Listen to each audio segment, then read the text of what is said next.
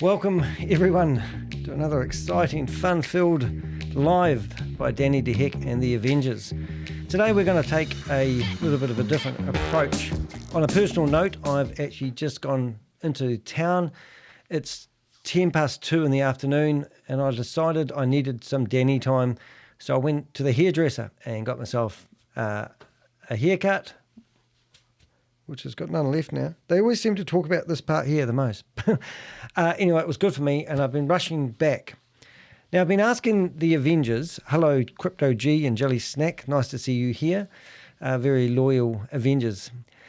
Asking my Avengers, in between stops, I scooted into town. It takes me a good half an hour. I dropped into my mate's shop. I borrowed his power pack for 20 minutes and charged up my scooter.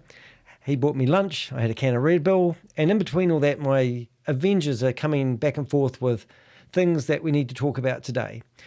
One of the most important things is if you are an investor in Goliath Ventures and you've realised you've lost a large sum of money, maybe your retirement fund, maybe you've mortgaged your house and you're concerned about getting your money back, we've actually put together a show today that is really designed to help you trust us, so that you can confide with us. We're not here to expose anybody. I just received a message from somebody telling me that they were too scared to contact me and they've just contacted me now. And I'm saying, look, reach out to me on Signal.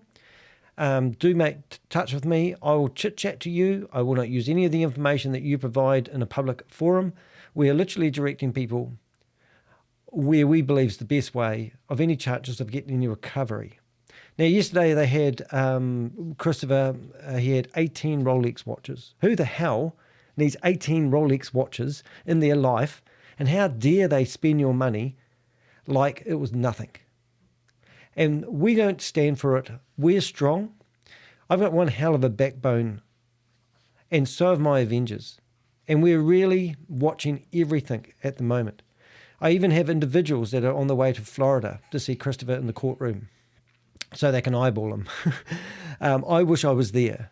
And there will be opportunities where I will be in the same courtroom with Christopher when he's either sentenced. They want me there. People want me there. I will take the risk at being in that courtroom. I will be sitting there watching Chris's girlfriend bawl her eyes out with no handbags.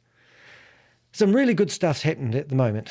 And we're going to go through my speech, my presented notes that I've got today. So this live stream is going to be a little bit different than the usual investigative videos that I produce. Today I'm going to slow things down and talk about what just happened with Goliath Ventures Inc. There's things where things stand legally and what victims should be thinking about right now. Now, obviously, the first thing that every single victim reaches out to me to say, is there any possibility I can get my money back? These are the questions that we're going to answer for you today. Over the past few days, the situation has moved into an entirely different phase. And to be honest, it's one that the Avengers and myself have never really found themselves in. So this is new ground for us. And I'm getting inundated by people who provide professional services to victims that have lost $20,000. So somebody just reached out to me now and said they invested $20,000. And I'm thinking to myself, if you've invested $20,000, that means it was under the $100,000 threshold. That means that they probably invested two, maybe even longer ago. They would have been receiving maybe 5% return. And that means if they've invested $20,000 more than 18 months ago, they probably actually made money. So I've got to go through that person and say, well, can you please give me a copy of the contract? Now, that person might not want me to see that contract. They might not trust that they can trust me having a look at that contract. I don't care if you've deposited $20,000 into Goliath Ventures and received $19,000 worth of dividends back and still out of pocket $1,000. I don't care. That's good. That's what we want to know. These are the type of intel that helps us continue this investigation. People speaking out. Now, I've got some unique opportunities for people who are victims, and I believe the ones that speak out the most have got more chances of getting their money back. Hello, my heroes in the chat rooms. I see Susie's just popped in. Good afternoon. Now, I am actually going to do something a bit different here because I'm going to be waffling for a wee while, and I think my microphone There, my microphone's back now. Now, there's a couple of things I'm going to do. First thing I'm going to do is going to show you a very nice house for a start. So do you know whose house this is? Well, this is one of the persons. I don't even know what Mike used to do for a living, but this is his house. Now, are you telling me that there's no assets in here that have been acquired from ill gain, making money? So this is Mike, and I can't pronounce his last name. Chmielewski. Now, I heard that he's got his whole family involved in it, except his brother. His brother started talking to me. His brother was threatened if he doesn't stop talking to Danny DeHeck, that his father was going to revoke his bond. His brother, David, went to jail because they revoked his bond because he spoke to me. And since then, we've heard that he's out of jail, but he literally went to jail because he was talking to Danny DeHeck and providing information. This is the house that Michael theoretically lives in, going by our investigation. Now, let me tell you this, because just the other day, Michael sent out this, "Good morning. As many of you may already be aware, Christopher Delgado has been arrested on charges of wire fraud and money laundering. You can add yourself to the victim as a victim by contacting the IRS directly at blah, blah, blah. I do not have any additional information beyond what has been made available in the related court documents down below." Now, this guy here sent that out to his downline on March the 1st, 2026. Good on you. So when you go to get one of these letters, you can click on the bottom, and on the bottom, you can basically subscribe or unsubscribe. And when you do unsubscribe or resubscribe, it actually gives you the address of the person's MailChimp. And he's put this address. And as far as I'm concerned, that is the address. That is the house that somebody who had no money before Goliath Ventures started is now living in a house like that. And that's why we want to go after the partners, and we want to seize their assets. We want their books. Any crypto wallets, everything has to be handed over to the receivership. So I just thought I'd throw that in there for now. Now, there is also something else I'll show you while we're doing a bit of a show and tell. This is Christopher sitting outside his place just literally hours ago. Somebody on the golf course obviously zoomed in. It's not the best photo, but that's what happens when you've got an ankle bracelet. And unfortunately, we can't see the ankle bracelet, but I just thought I'd throw that in there for a bit of a laugh. And that's all over our social media at the moment. Now, I did start down a course, and I just need to go back to my notes. Assets could disappear without a swift intervention. I've lost my train of thought, unfortunately, but I did have it there for a second. The sound is a bit low. Yeah, hopefully I'll fix that now. Let me know if the sound's coming across. I didn't have the echo button clicked, but it should be right now. All right, so I just showed you we had a newsletter, and I need to go back to my notes, and I've actually lost my train of thought, unfortunately. Oh, I know what I was going to do. So I needed to go to this window, and I needed to get my my chat room, right click. I think I can copy it. And I needed to hopefully put that back on my main screen. So let's have a look and see if I can do that. I'll go back to the main screen and chat room. There we go. So I think it's nicer if you can have the chat room visible. I'll put the chat room over here, and I'll even make it a little bit bigger than normal, I think. There we go. So now when you ask questions, you can actually see them coming up on the screen, and I'm going to do the best. Because today what I want to do is encourage people who have invested to actually... oh, that's not working, Daddy. Now we've got problems. Houston, we have problems. Let's put it back again. Ooh, yeah, so maybe I'll just leave it there. Whoops, now I've got more problems. Hold up, 1 minute, please, caller. Yeah, so I want the chat room there so you guys can ask questions. And I've done it again. All right, I'm just going to leave it where it normally is. But the only problem is if I put my hand over here, it's on top of my screen. I was trying to put me underneath. But let's leave the chat room there. I'm lying. I'm not. I'm going to move it over here. Okay, I want to put it there. And I want to make it a bit bigger. There we go. And now I'll lock it. And if my head goes over here, you'll see I'm under the chat room. But that's okay. All right, this is what you call. Okay, so federal authorities have filed a criminal complaint alleging a $328 million fraud scheme in Florida. A judge has taken an extraordinary step by appointing a receiver to take control of Goliath Ventures after determining there was immediate, I can't say that quite right, immediate and irreparable risk that assets could disappear without swift intervention. Now, why is it interesting? Well, yesterday we did a pretty live we did a live where we were showing that Nick Patel was switching the license plate number from one vehicle to the other, which was actually really, really interesting that he was doing that. But obviously, of all these partners, so let's just say Christopher had 18 Rolex watches. I said 10 yesterday, but we worked out there's 18. That was $3.5 million worth just in watches. Let's say Christopher had all those cars.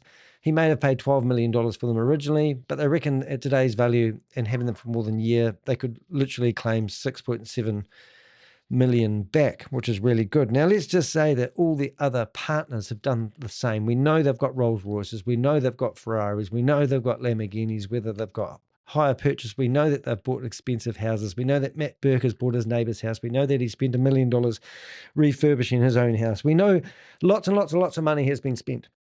So let's get someone to recover the assets from all the partners. And that's what we do. Now, there is money there and there is money in the assets. So let's get as much as we can back. Because they said they're a crypto company, we may be all worried that the fact that all the money was lost in crypto. Well, we did talk yesterday about how Andrew Tate lost $1 million doing leverage trading. I did show you 3 yachts in Croatia, and Tomo, Mike, and Christopher were on these cruise ships with Andrew Tate. So there is a possibility that they may have actually put some money into leverage trading and actually lost it. So there is some money possibly going that could be lost. But the majority of the money that has come in via bank. And the government has actually managed to track that money to the bank, which is great. And that's good news. And any money that's transferred from the bank into crypto, there will be be able to track that. But because they were claiming they were a crypto company does not mean that 90% of the money, which it should have been, actually went into crypto and never to be seen again. So most of the scams that I bust are all crypto-related scams. And once the money is paid in with crypto, you bug it. But in this case, because they were dealing with high-stake money, most people paid with the bank. And the ones that were paying with crypto, a lot of the time that was transferred into Wise's, into banks. So that's a positive. So let me get through my speech and I'll show you what we've got prepared for you. So they've appointed a receiver after determining that, there's a high possibility that these guys are now going to try and hide these assets. Now, you might think that these guys are victims, but why were they sticking their nose into Chris's business if Chris is the only person they're going after? So we need to go after all the partners. We've calculated around about 18 people were high revenue. They were receiving a lot of the dividends from what was happening. And a lot of those people, in my opinion, were probably $4-5 million paid out.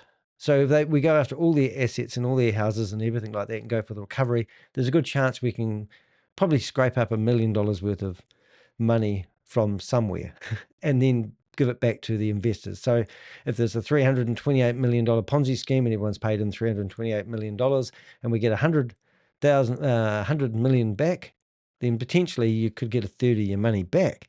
Now, it doesn't sound total like a loss, especially if you've put all your life savings in your retirement funds.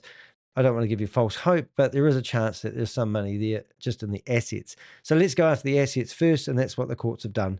They've appointed somebody to actually go after the assets. This means the situation has shifted into speculation.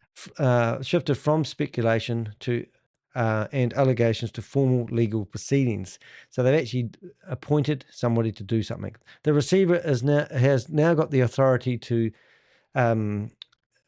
secure bank accounts, digital wallets, and company records while investigations accept to locate him. Oh, thank you very much. That's very kind. Thank you very much for that. The super chat. Love those. Haven't had one of those for about 2 months. That's awesome. Thank you very much. While investigators attempt to locate and preserve any remaining funds. So that's what they're going to do. They're going to try to figure out where the money is. For many people watching, this moment may feel overwhelming. And like we talk about grief and the 5 stages of grief, and I rattle them off when I'm not live and when I do. So first thing you're going to do is you're going to be angry. Next thing you're going to do is you're going to be negotiating. And then you're going to be, acceptance is the last one, depression, and I've forgotten the 5th one already. But if you've just found out, and a lot of people have just in the last 10 days, that this was a fraud, some people we know are still thinking that Christopher is not the man that the media and the government are claiming they are, which is really hard for me to comprehend. Just remember, Christopher has voluntarily handed himself in. Remember, Christopher has actually been helping with the investigation weeks before he handed himself in. Remember, they had they had a court order to a subpoena to go after the banking records about 3 months ago. So if you put those 3 facts in there, you've got Christopher handing himself in, Christopher helping with the investigation, and also 3 months ago, I know there was a court order where they seized the bank records. And that was all part of the investigation. So if you add those 3 things together and you still think Christopher could be innocent, then you really need to actually go and talk to somebody. Maybe not me. Just saying. All right. So some of you may be angry. So that's the first sign of grief, anger. Some of you may be confused about what to do next. And that's what we're going to try and help you with today. And unfortunately, some of you may be realizing that money you believe was invested safely may not be recoverable. And we're going to talk about that today as well. If that is how you are feeling right now, I want to say something clearly right at the start of this broadcast. And that is, you are not alone. There's 2,000 people from our research that we believe are not experiencing similar situations to yourself. And I really want to say that we are working for the investor. We're doing it free of charge. We survive by donations, and I'm going backwards financially, but we are here for the investors. If you're feeling embarrassed, you're worried about your professional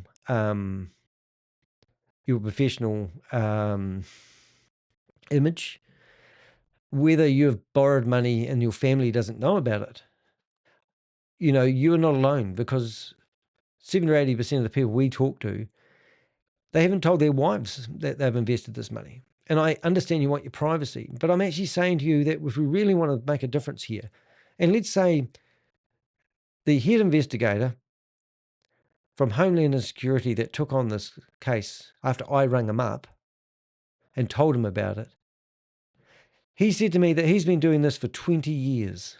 And he said, never has he seen anything. Thank you again. Look at this, money's been thrown at me. Stop it, embarrassing me. Never has he seen an investigation happen so fast.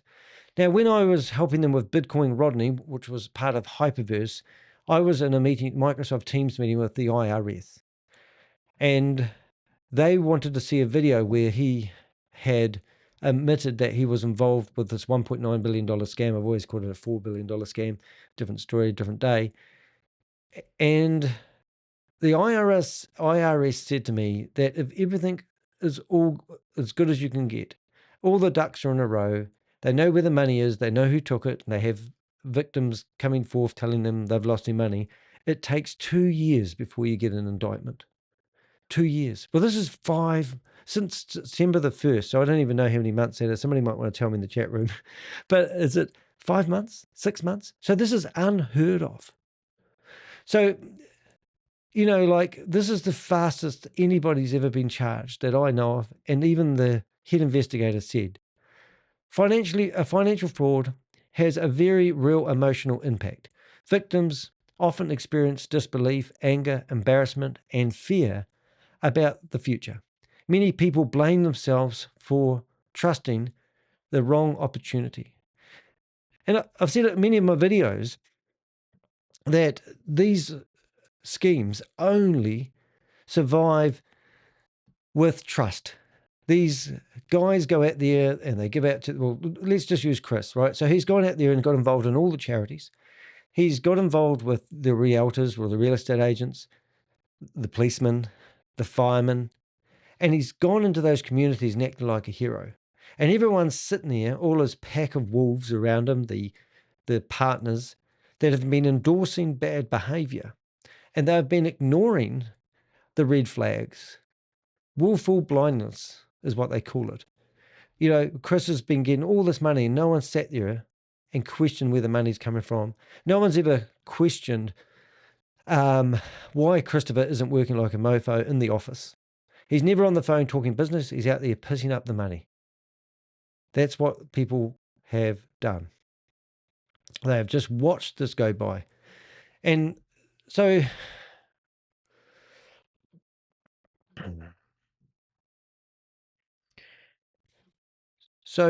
this is why people he's built that trust with people.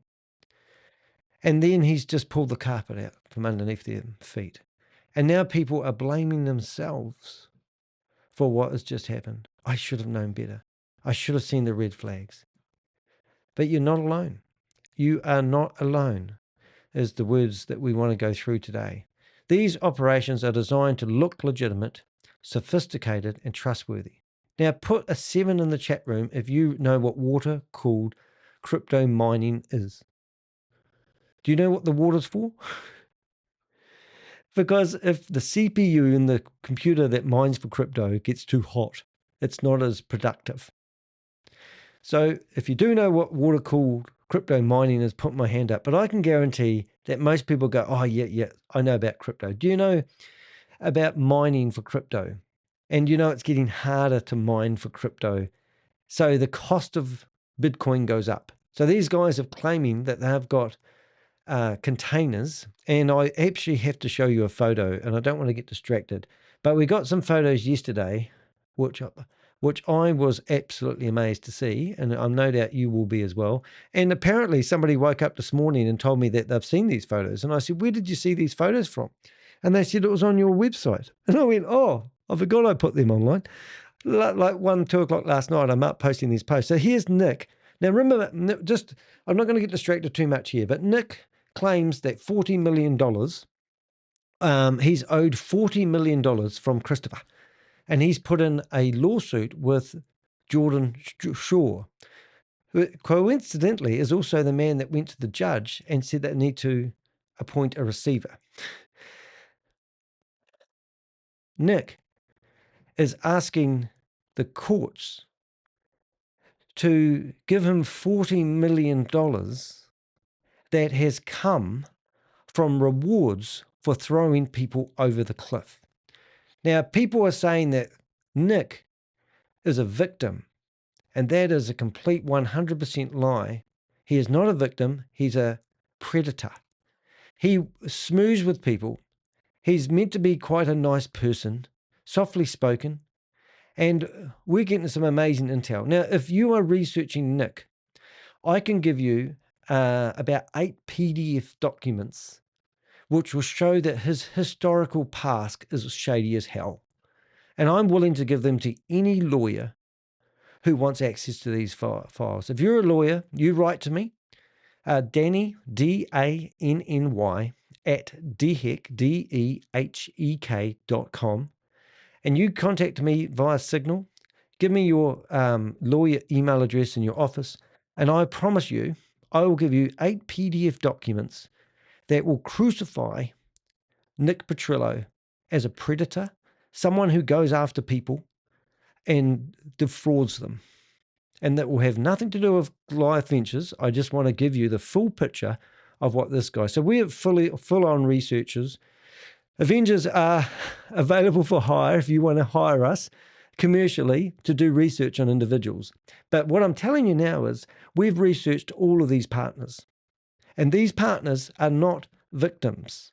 And this is why we're so angry with people like Jordan Shaw, who makes statements stating that he has reason to believe there could be $1 billion locked up. And then he's got his hand up saying here, we will take on cases.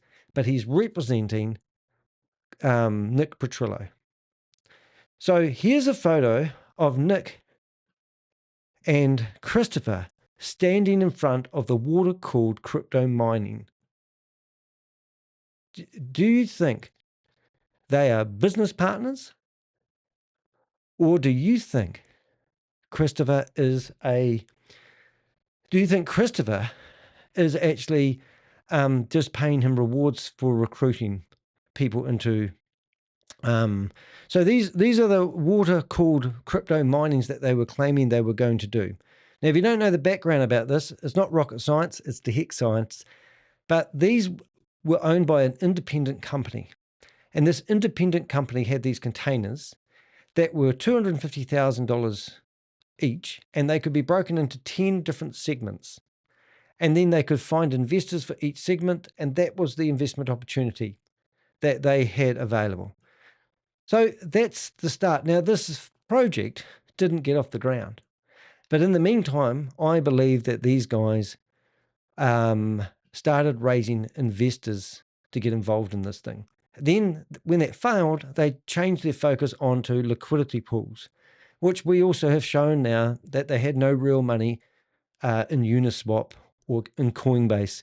And this crypto operation that was making up this ridiculous amount of return on investment that people were thought they were getting, 3 to 8% per month, never actually happened. So the whole lot and the whole Ponzi scheme is a straight Ponzi scheme. And that's why we're quite good about that, because now we know that the money has been stored in banks, and that could be where a lot of the money comes back from. So I hope you've enjoyed those photos. I hadn't seen those. They were off Nick Petrillo's Instagram account. So these guys are now deleting their social media. And if I was to give advice to anybody, I'd be saying to anyone that's associated with Goliath Ventures is deleting your social media. It's a little bit too late for that. And it's quite comical. And it's actually alleging guilt, in my opinion, once you do that. So I hope you enjoy those photos. But all those people there who believe that Nick Petrillo is a visitor, there's something here that happened 3 or 4 years ago, way at the start of Goliath Ventures. And here they are standing inside these water-cooled crypto mining places. So it's just absolutely ridiculous. So what we're going to do is going to go back to my script. I'm getting off scripted as I think of things I want to tell you guys. So these operations are designed to look legitimate, sophisticated, and trustworthy. Well, there you go. You've got a photo there you've probably never ever seen. During the broadcast, we're going to discuss some home truths about what has happened. Well, I just did. We're going to talk about what the receivership actually means, what victims should be doing right now, how to organize your records, and how to document your story, and what steps people may want to consider next. So, as I said at the start, I'm going to slow the whole thing down. We've got lawyers lawyering up. I don't know if there's such a word as that. But you've got these lawyers are now saying we're going to do class actions, and we're going to go after, Goliath Ventures, and we're going to go after the banks and insurers and the accountants and all this sort of stuff, and go after the professional indemnity insurance. That's great. Everyone does that. So I found out recently.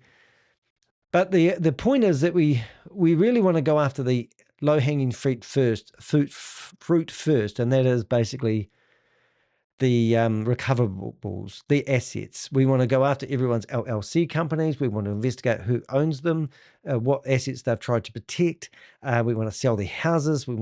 I heard originally, and yes, tomorrow's meeting, which is going to be 22 hours ago, a day ahead. So tomorrow in 22 hours time, we're going to be holding a meeting where we want people to come on stage and talk to me and practice being on stage and telling us their story. You don't have to have your camera on. You can just use your voice.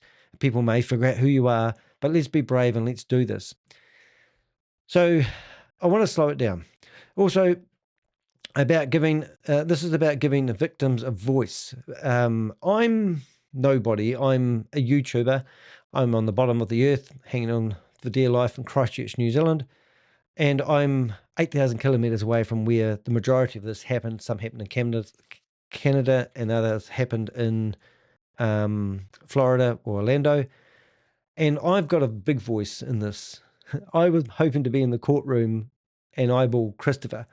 And I'm going to make sure that I'm in one of the court appearances where Christopher's standing on the dock and I'm sitting there in the audience and he can eyeball me. And that's something I'd like to happen. I have had a few offers where people said things like that, but that is my personal thing I'd like to do. So there's an international journal. So what we've got now is I've got 3 big journalists which have an international audience are currently looking for Goliath Ventures stories. Every journalist that reached out to me, so the only real decent interview I had, I had 6 interviews when I was in America. One of them was with Fox 35. Now, most of the TV channels that interviewed me said I couldn't really promise me an interview, but they'd listen to my story. So I went to NBC and I talked to a lovely guy there, Gary Gray, I can't remember. But anyway, he was great and he started doing research, and yes, they've done a little story on it, but haven't really done the big news on it yet. And then we also talked to Shannon Butler from Channel 9 News. She was really cool. She said they had threats from Eric Clayman at one stage, basically saying that anything that I'm saying is a lie and not to publish it, or they'd get threats. And she said it didn't intimidate me, she said. However, the fact that they were trying to stop the news outlets actually speaking about it was actually breathtaking. So the interesting thing for me was Fox 35 News, when they met me with a TV camera, and I actually got an Uber. I was staying in a really nice place. What was it called? Something Creek? Spring or Shingle Creek. And I had a lovely room there, all set up for the media. But I said, look, and they were telling me they're going to be there in 40 minutes. And I said, why don't I just get in an Uber and come to you guys? So I went to their offices. They met me with a camera. They interviewed me for an hour and a half. And I talked to somebody there, I've forgotten his name, but Matt Tanzi. Really nice guy, great interview. That was the only people that put me on camera. And they still didn't use that footage. They might do one day. I hope so. But what I'm saying is I'm nobody, theoretically, and I've actually had a voice. You guys have invested. You've got a story to tell. And we've got 3 big journalists that want people to reach out to them. Now, I'm not going to tell you who they are. And I'm doing that because they can ask you and they can interview you, and then they can tell you what they were going to do with your story, and you can make an informed decision. But I'm just sort of saying, don't sit here and do nothing. There's a time where you need to speak, and there's a time you need to be quiet, so my mum told me. This is the time to speak and be brave. Don't be embarrassed. Don't worry about your representation. I think you'll get more brownie points in life by telling your story than you will keeping it until your dying grave, as they say. Anyway, let me get on. And anyway, the reality is that investigators and the media need to hear from people who actually lived through this. Behind the headlines, I'm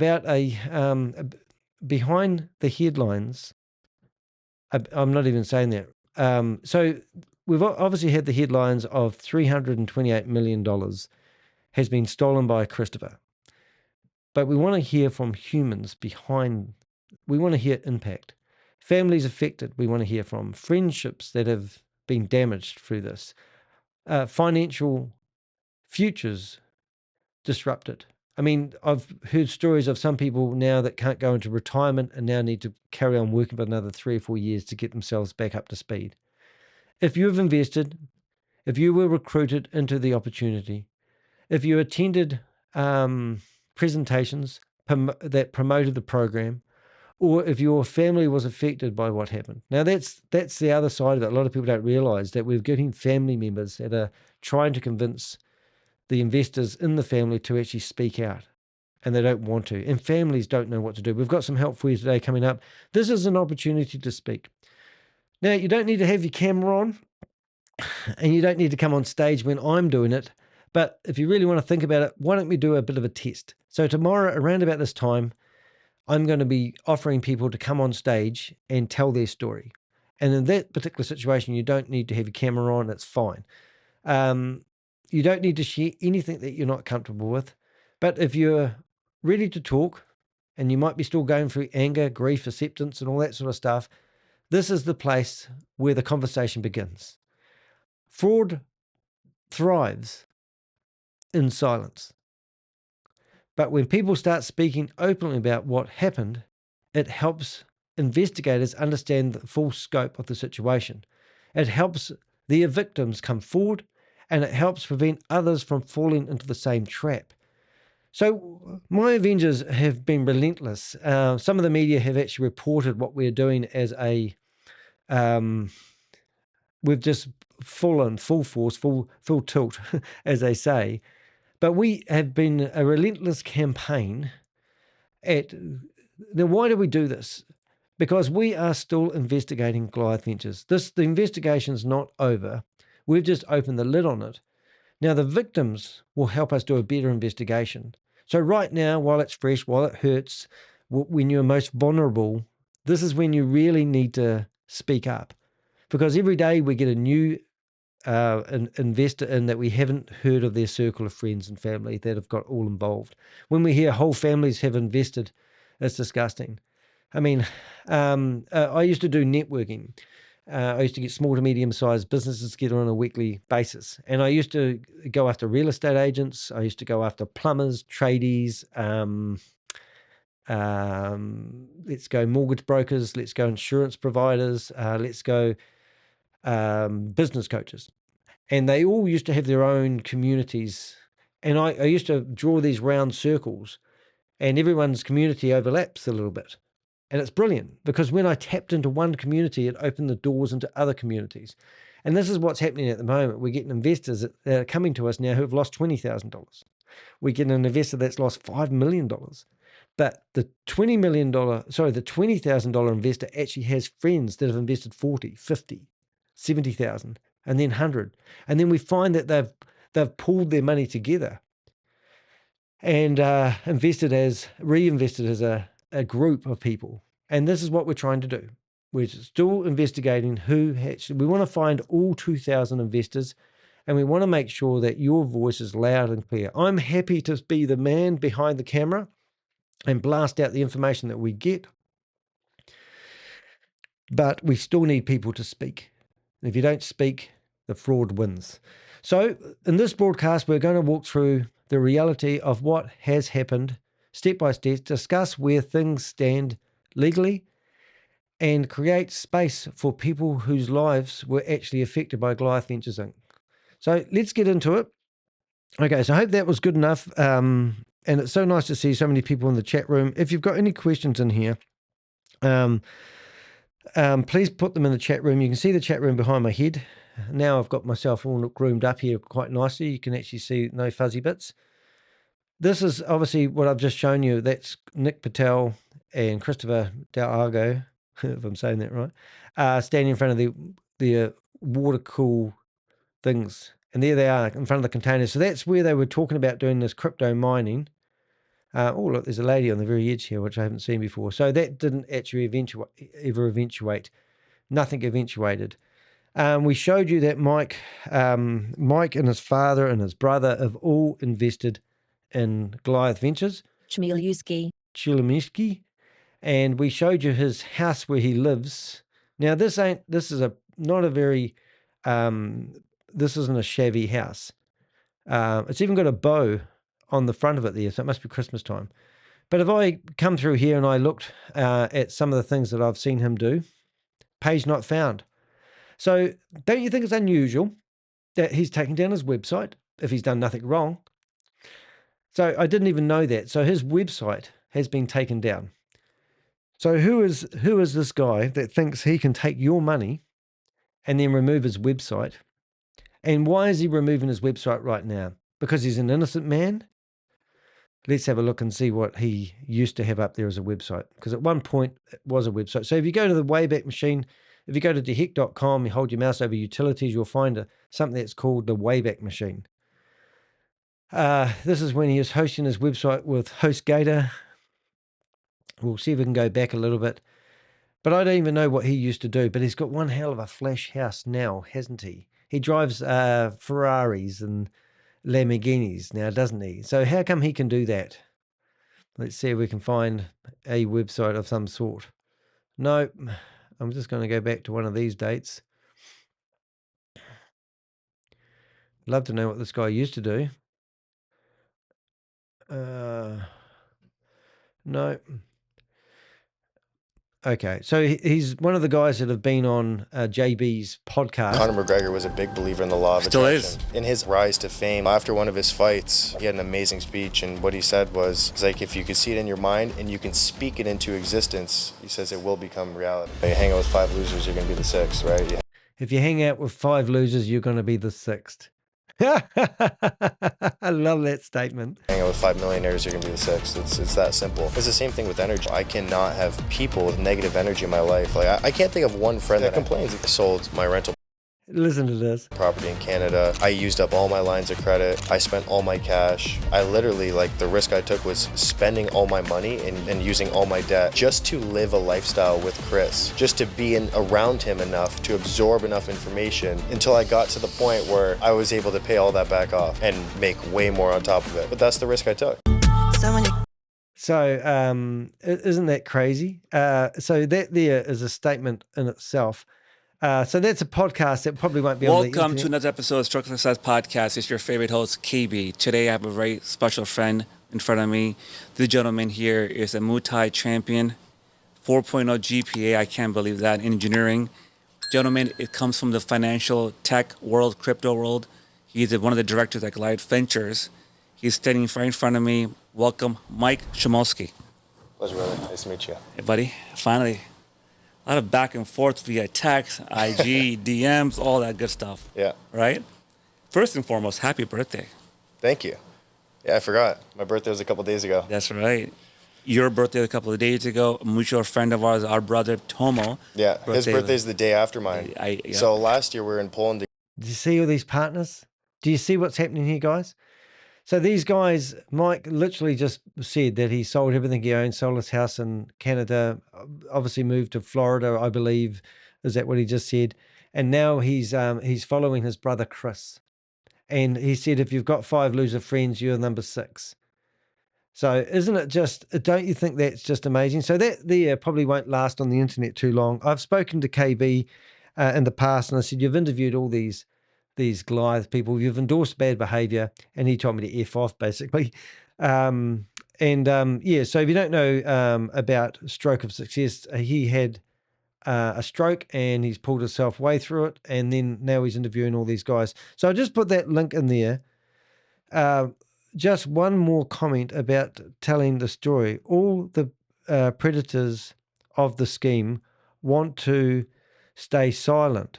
They don't want to speak out and share what they've done. So if these guys are victims as well, then why don't they take up our opportunity of coming here and speaking on camera rather than hiding what they've done?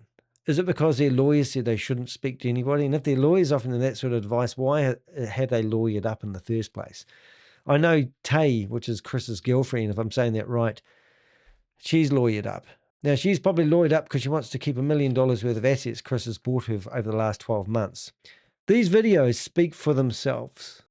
These videos show that these guys had nothing. Now, this guy on the camera right now theoretically lives in this house. Where did he get the money from? This house needs to be, taken off. So you can watch that video. So what I'm going to do, I'm just going to let this play for a wee bit, and I'm going to show you, the next step is we're going to show you the receiver's email. And I wish I could actually get the text version of that so I can read it, but I don't think we can. But let's see what happens. Together, actually. Yeah. We did that military Okay, training event in Poland, and we celebrated our birthday together. That's He awesome. sent me a photo. My birthday was actually the day we were driving to the event. I didn't We hear were about driving your from birthday. Warsaw to Poznan in Poland, and we are driving to the event. So he sent a photo of us eating lunch at a gas station. I was like, oh, happy birthday to me. Yes, yeah. gas station lunch. So we have a lot of mutual friends. Let's start from there quickly. Okay. Tomo, number 1. Number 2, Stephen. Yeah. Right? Yeah. David. Yeah. We got Mr. Chris Delgado. Of course. The OG, of course. Sanjay. Sanjay, I call him the mayor of Orlando. Yeah. You know, the guy knows everyone. God bless him. I love him to death. Weil. Excuse me? Excuse me? Excuse me? Did anyone just hear that? Now, you might think that we sit here with popcorn and watch all these meetings, but I'm just going to go play that again. And I think every single Avenger would have just gone, what the F? I'm going to play it again. Event, so he sent a photo of us eating lunch at a gas station. I was like, oh, happy birthday to me. Yes, yeah. gas station lunch. So we have a lot of mutual friends. Let's start from there quickly. Tomo, number one. Tomo, number one. Tomo, aspiring rejuvenational clinic, who's been flaunting his money. Well, they've heard that the clinic is spending more money than it makes. Leave it at that. Number two, Stephen.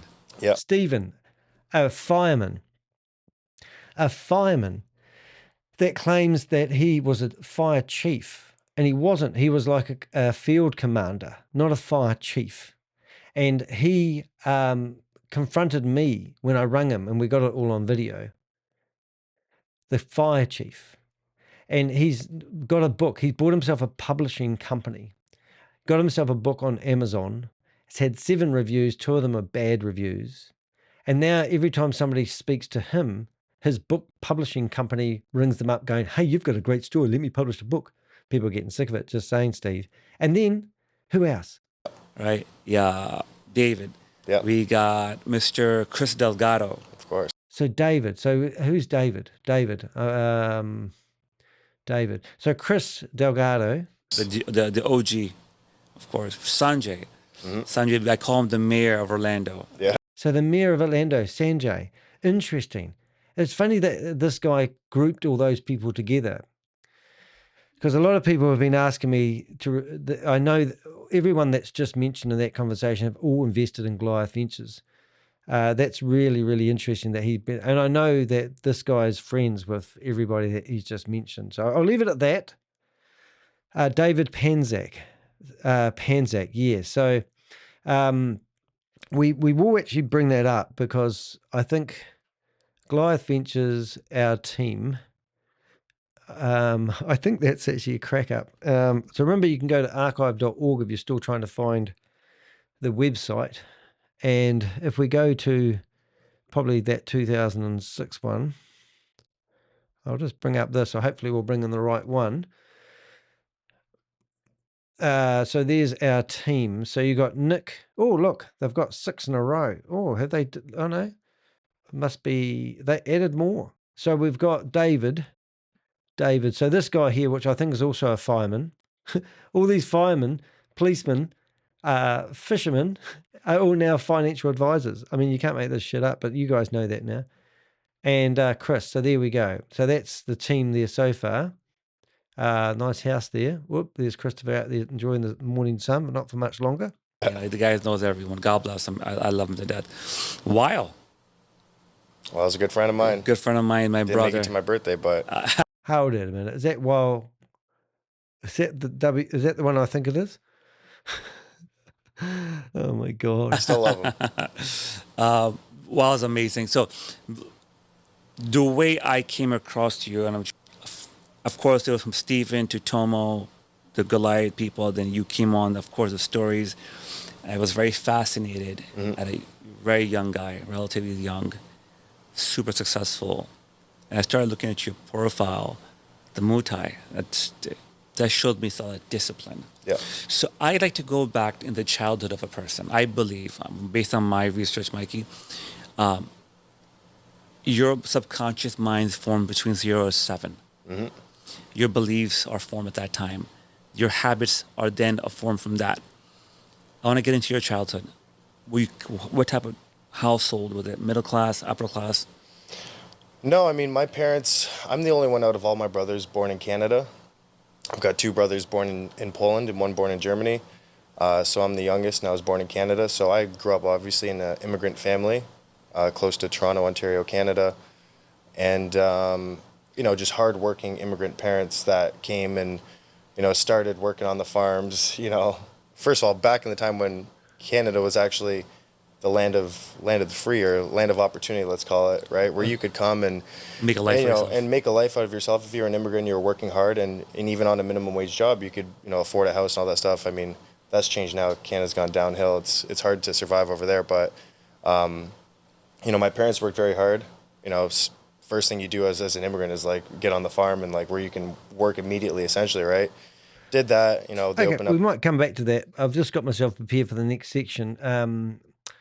So remember, this guy has actually invested in Goliath Ventures, so he's a victim, not. He's also encouraged his father to invest, and I think his uncle to invest in Goliath Ventures. And they've actually managed to put his brother in prison because they revoked his bond because he spoke to me. And the guy's now out of prison. And he came out of prison only probably a couple of weeks ago. So just bear in mind, this guy that you might think is a victim and a nice guy and trying really hard telling anyone he's a victim, behind the scenes, we see some really dirty things happening. So don't feel pity for these guys. Don't listen to their schmoozy. And I can't help myself, but let's go to my YouTube and just think this guy lives in that beautiful house. Well, I don't know if he still does, but if you go to the shorts on my videos here, you will see him really enjoying his lifestyle there in his car somewhere here. Really? Where have I not got that?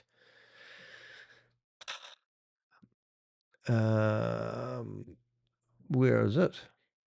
Oh, where's it gone? I thought I had a picture of him driving his Ferrari. Let's have a look. I do like this one though. Have a wee laugh at this one.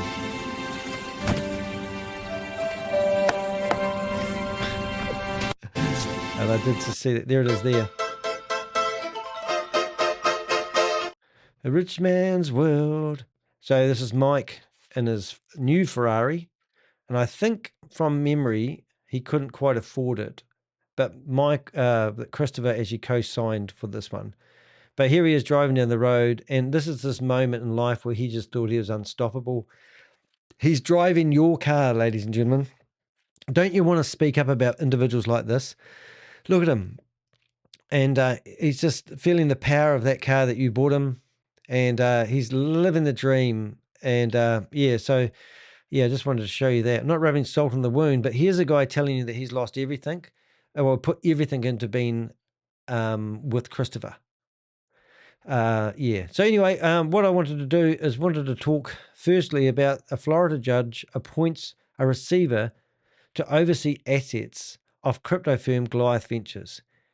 At the end of the day, it's just the first step in a long process for victims, said Jordan Shaw, chair of the commercial litigation practice of Shaw, can't say the last name, whose motion seeking appointment of a receiver for the collapsed crypto hedge fund, which isn't a crypto hedge fund, was approved Tuesday by Broward Circuit Court. So, interesting enough, I don't personally have the time of day for Jordan Shaw. Now, he can reach out to me and ask me for what I know and why I'm saying that.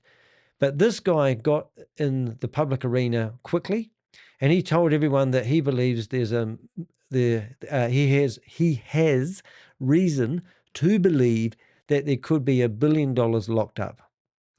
So he reached out to the courts, and the courts appointed Meland Budwick as the receiver, which is great to have a receiver. But we're hoping that the receiver doesn't selectively pick who he goes after, potentially because maybe he's connected somehow, and we can't surmise anything. But what I'm sort of saying, I hope the receiver goes after all the partners.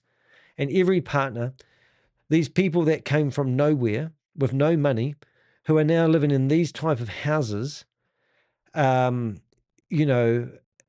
claim on video that they had no money until they met Chris, because we've got it on video. Now they've appointed these receivers, and because Jordan Shaw is representing Nick Petrillo, who, which I've actually shut down now, was the company COO, the Chief Operating Officer, and I have to put these images back on the screen, because if you think about it, we've got photos of these guys together at the beginning of Goliath Ventures. when they were theoretically going to be doing a water-cooled crypto mining that never got off the ground. And this concept that you're looking at was by Maze, who make mining cool, is their slogan, which isn't their company. And they use this company's imagery. And I showed you this yesterday, but everything's important because I feel like Vimeo, here it is, Vimeo, hopefully we've got the right one. So yesterday we showed you these videos, and these videos are another company's videos that have slapped Goliath Ventures logos on them. So if you looked at this crypto mining video here, which we're going to see, you can see this is what was on the homepage of Goliath Ventures website for months. And you can see blockchain technology, DeFi, all the words that confuse people. By leveraging cutting-edge technology and strategic management, join us in shaping the future of technology and business, claiming they've got offices in Dubai, and then you've got Goliath Ventures logo stuck on top of that.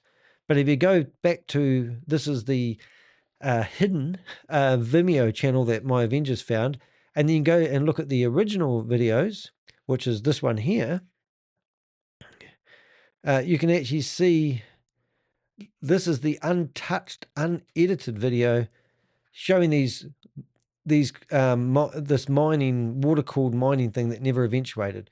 But once you get to the end of this video, you will see it's nothing to do with Goliath Ventures.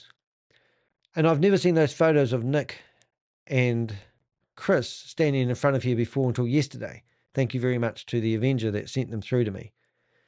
However, what I'm getting at is they stole the concept from another company. And there's the other company there, Maze, and they make crypto mining cool. Now, we reached out to Maze and asked them what connection they have with Goliath Ventures, and they've never come back to us. We've got no response. I even talked about how this video here is 8 months old. Those other videos are 13 months old. So I'm assuming at one stage they were going to chop this video up that you're looking at the moment and basically allege that they were going to be expanding their crypto mining operation that didn't exist. And maybe this video's intention for this video was to mislead people into thinking that they were expanding and going great guns so they get more investors in. But as you may not be aware now, but it was a straight Ponzi scheme. That means every time they found a new investor that paid in, they used it to pay the old investors to keep the illusion alive as much as they could. So we mentioned that in yesterday's video, so I don't really want to dub up. But when I got these videos here, I had to share these pictures. I had to share this with you, and I'll keep that there.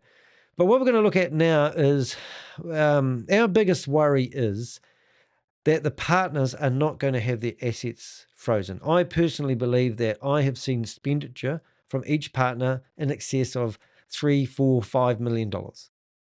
So if we can claim that money back times 18 people, that's a big chunk of money. If we can go after the money from people that got paid dividends, and they have made more dividends, like early investors are the ones that make the money in the Ponzi scheme, and they claw back that money.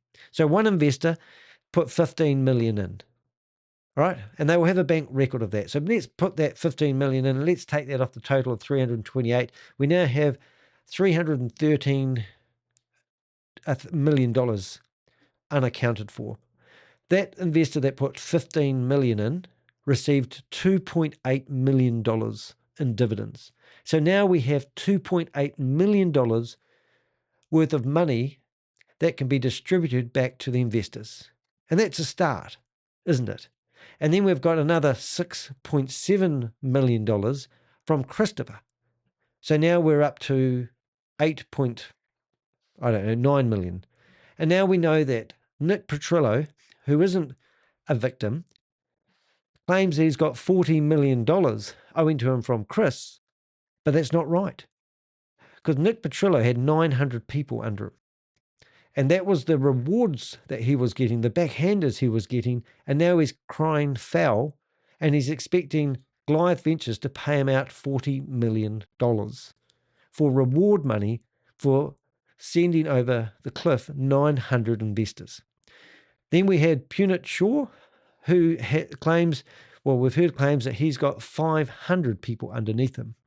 We found 175 phone numbers in a WhatsApp group of victims that have lost money to him. And it came from the Chamber of Commerce in Orlando and also in Canada, because they managed to get into those circles of friends and encourage their friends to do the same. They all walk off the cliff together like the Pied Piper. So you could say that Christopher is the Pied Piper, or you could line up a great big long cliff edge and have 18 people walking people off the cliff edge. And I'm sick and tired of being the ambulance at the bottom of the cliff. So I'm asking you guys that walked off the cliff because you're embarrassed that you followed the Pied Piper or one of the Pied partners, and you're embarrassed and you don't want to speak up about it. I am on my hands and knees begging you guys to be brave. Reach out to me on Signal. Now, this video that you're watching right now, if you go into the scroll to the bottom, there's a more button. And in the more button, there's a description about this video. And there's 3 ways to contact me. My preferred contact method is Signal, because I keep losing my WhatsApp account because people keep reporting me. Thanks very much. Or you can email me. But to be honest, my email box is full and I'm still trying to clear it from coming back from America. So excuse me if I haven't replied to your emails. Emails just clog up my system. Real time is how we need to fight these scams. So use Signal. I've literally got 1, 2, 3, 4, 5, 6, about 8 messages in Signal as we talk right now. And what? Interesting. What have I got? Lots of good things coming in. So you can see me messages right now. That's great. Somebody sent me information that I've just showed on the screen. You're a bit late. Let's containers of photos. I'm just making sure I can read this. I might actually read this out loud. I think I'm just making sure it's not incriminating anyone that sent it to me. So this is, so this was the story. I'll just have a quick, actually, I'll just copy that off somewhere else just in case it does do what I think it might do accidentally. Let's see. It's going to get rid of the screen. So these black shipping containers that we just talked about, funny enough, we might have to come back to that. Yeah, I'm going to read this because I think we'll come back to this, but I'm just going to go back to these black shipping containers because that's what I'm saying. So these shipping containers, this is what intel we've just received, and I've read it, and I'm pretty sure it doesn't mention anyone's names. I hate doing this live, but that's why we're here, though, isn't it? Let's do these live. I'll just do a paragraph at a time so I can keep ahead of it. Black shipping containers in the photos appear to be customized hydro-cooled immersion or liquid-cooled units for Bitcoin crypto mining, located in Dubai Investment Park, UAE. The logo visible on them is MEI, or a stylized version with interlocking letters, which is associated with Crypto Miners AE, a UAE-based company specializing in crypto mining solutions, hardware, and hosting. Right, so that's great. So what I'm getting at here, all over Goliath Ventures website, all the imagery of crypto water-cooled mining are actually taken from another company. Crypto Miners AE operates mining farms and hosting services in the UAE, including Dubai and Abu Dhabi areas, and they build/deploy hydro mining containers there. Their facilities use high-quality, modified containers, often black-painted for heat management or branding, to house ASIC miners like Bitmain S19 S21 series and immersion cooling setups for efficiency in the hot climate. Right. So that's the problem that you have in Dubai, I presume. It's so hot. They need to keep these things cool. So I think we found the company that we're watching there behind. I'll scroll while we're listening. They've shared content about their latest built and operated hydro mining containers in the UAE, which aligns with the setup shown. Rows of connected black containers with ventilation/lighting in an indoor or enclosed warehouse space. Other companies in the UAE, for example, We Mine, Mining Farm Dubai, or international providers like Container for Middle East custom units offer similar modified containers, but the specific MEI branding ties directly to Crypto Miners AE's operations and promotions. Wow, that's so cool. Thank you for that intel. So that's what, if you want to become an Avenger, reach out For to me on more Signal. details, check their site, Cryptominers AE, or contact them. Plus, they offer hosting, sometimes with promos like free hydro containers for bulk miner purchases, and seem active in Dubai investment park zones for such facilities. If this is from a specific post or person, it might be their setup or a partner/client site. Yeah, so I'm not saying these guys are associated to Goliath Ventures. If anything, Goliath Ventures would have tarnished their reputation by using their imagery. Now, I can't see the same pictures on here, but we actually did I will do something really clever. I'll just show you in real time. I hope you haven't got anywhere to go. But let's just go back to our, let's just go back to, I'm trying to find it. I'll show you what we do here. So we're going to go to Vimeo. We are going to go to Webnology, which is the company that we believe has helped Chris out with their with plagiarizing these videos, but that's just me. And we're going to stop it right about, oops, hold up. We're going to go here and there. And then we're going to do a screenshot on that. Then we're going to put that in here and we're going to right click on it and go search with Google Images. And let's see what we get. Maze recruiting, Maze. So it would be interesting to see, maybe somebody can do that rather than me holding up everybody here. Maze runner. So Maze, so the other way, I can't seem to find it. Maze, we make mining cool. Let's have a look and see if we can find anything here. But I believe this company didn't actually ever take off. Cool. Let's see if we can just find an image. Maze. No. Some of that looks like them. Let's have a look. Now, why couldn't it have done that? There we go. Oh, mazeminer.com. Alrighty, so now we're at mazeminer.com, and this is the company that we reached out to and asked whether they had any connection with Goliath Ventures and never got anything back. But DeFi Technologies, oh my goodness, isn't this so similar? DeFi Technologies, sound familiar? Maze, well, and I bet you Moon Mining. Moon Mining? Okay, so let's go menu. Let's see, big news products. Now, what have we got here? Maze, product services, hosting, Maze One. I don't know what this is, but let's have a look. Mining container. I love these websites. They have all this stuff that does nothing. Nothing's just sitting there hosting. Really? Is it going to stop it? Oh my goodness. But yeah, I think you get the point. I'm making, what have we got? Anything about us? About us? Maybe that will have photos. I love these websites that are closed. Maze. I was expecting to see the same containers. I do believe that is the company that may have provided the container and the concept. But I would love to know more about their, which just turned up to go nowhere. Okay, I think I've done my dash on this. Have you done your dash on this? Alrighty. All right, so let's go back to what that says. And let's see if I can get that read for you. The first thing we're going to look is I'm going to try reading it myself, and if we get stuck. A Florida state judge has appointed a receiver to take control of Goliath Ventures Inc., granting an emergency request after finding an immediate and I can't even read that word, but I know what it is. Let's just read it anyway.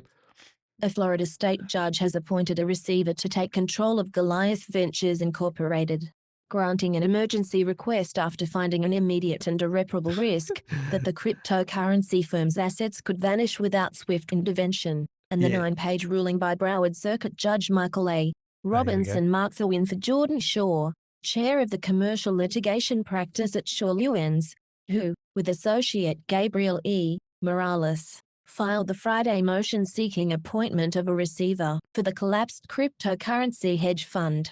At the end of the day, it's just the first step in a long process for the victims, Shaw said, but we're hoping that at a minimum, Michael Budwick, the receiver, will be able to shed light on what's going on, collect and distribute the information, and we're looking forward to working with the receiver and a good group of lawyers to go after any money we identify to recoup. The order comes as investor lawsuits have piled up in state and federal courts. Goliath Ventures operated as a cryptocurrency Ponzi scheme led by its former chief executive, Christopher A. Delgado.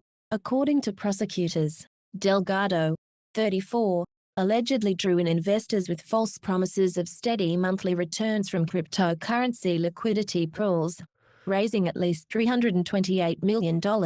Authorities further alleged that the money was used largely to pay earlier investors and to satisfy withdrawal requests, while also funding lavish company events, holiday parties and luxury travel.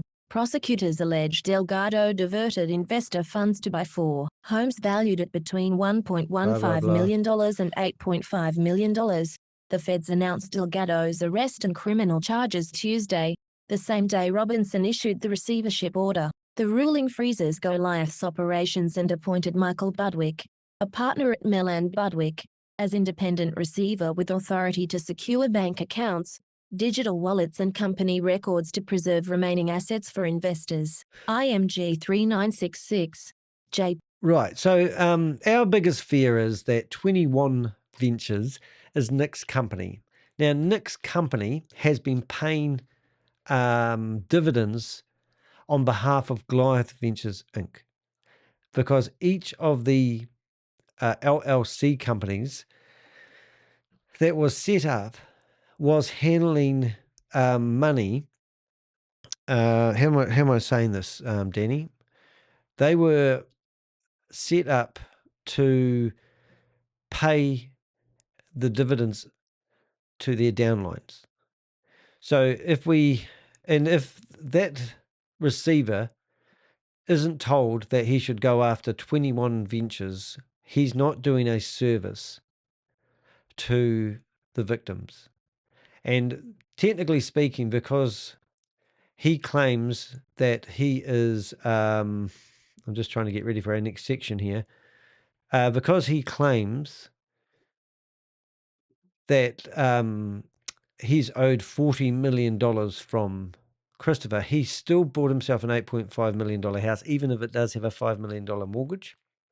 He's been switching the license plates between vehicles in the last 48 hours. He's been featured on the website here as the COO. We know that we have got the documents where Nick Petrillo has been paying people, and he's been emailing people on behalf of Goliath Ventures and 21 Ventures, telling people how they are meant to get their money, blah, blah, blah. He's been calming the farm, telling people they're waiting for audits that don't exist from people who shouldn't be doing audits, like Matt Burke. We've also been told that it just gets stupider and stupider, this. Nick is not a victim. Nick is a predator who's gone after people. And if he claims that the $40 million is recoverable because that's what he invested, that is a lie. The $40 million that he's asking for has come from rewards from walking 900 clients over a cliff. So we're hoping that Jordan Shaw will either not represent Nick or the other 2 cases, which is Nick's ex-business partner or the person that purchased Nick's business, are the 3 individuals that filed the 3 cases in Broward County. So that's our biggest fear. I'm just going to get rid of some of this other noise on here. So there's Nick, as I said, and Christopher at the early stages together. Are you telling me that he's an investor? Or are we telling you that Goliath Ventures is not Christopher Delgado, even though he had control of all the purse strings? He had a company structure and a corporate image. And here's your chief operating officer, Nick Petrillo, who needs to go down. This is what they told people they were investing in, and it was a lie. This company has not got these containers set up. They did have a premises, they did have cheap power set up, they had a concept container, but it never got off the ground, and that's why we're struggling to find it. Here's similar sort of containers, which is really interesting, which I'm going to leave open for my own thing. Here's some imagery, which I believe, they're fooling investors. Here's the company that was trying to get the water-cooled myelin off the ground, and they've stolen their videos and put their logos on top of them. And that's basically it. So Maze and this company, I'm going to keep their websites open because that was quite interesting. But there is a method in my madness. What I want to do now, I've thought a wee bit. I think we've covered everything that we need to. You have time to speak. No, I am live on the internet now. That's funny. No.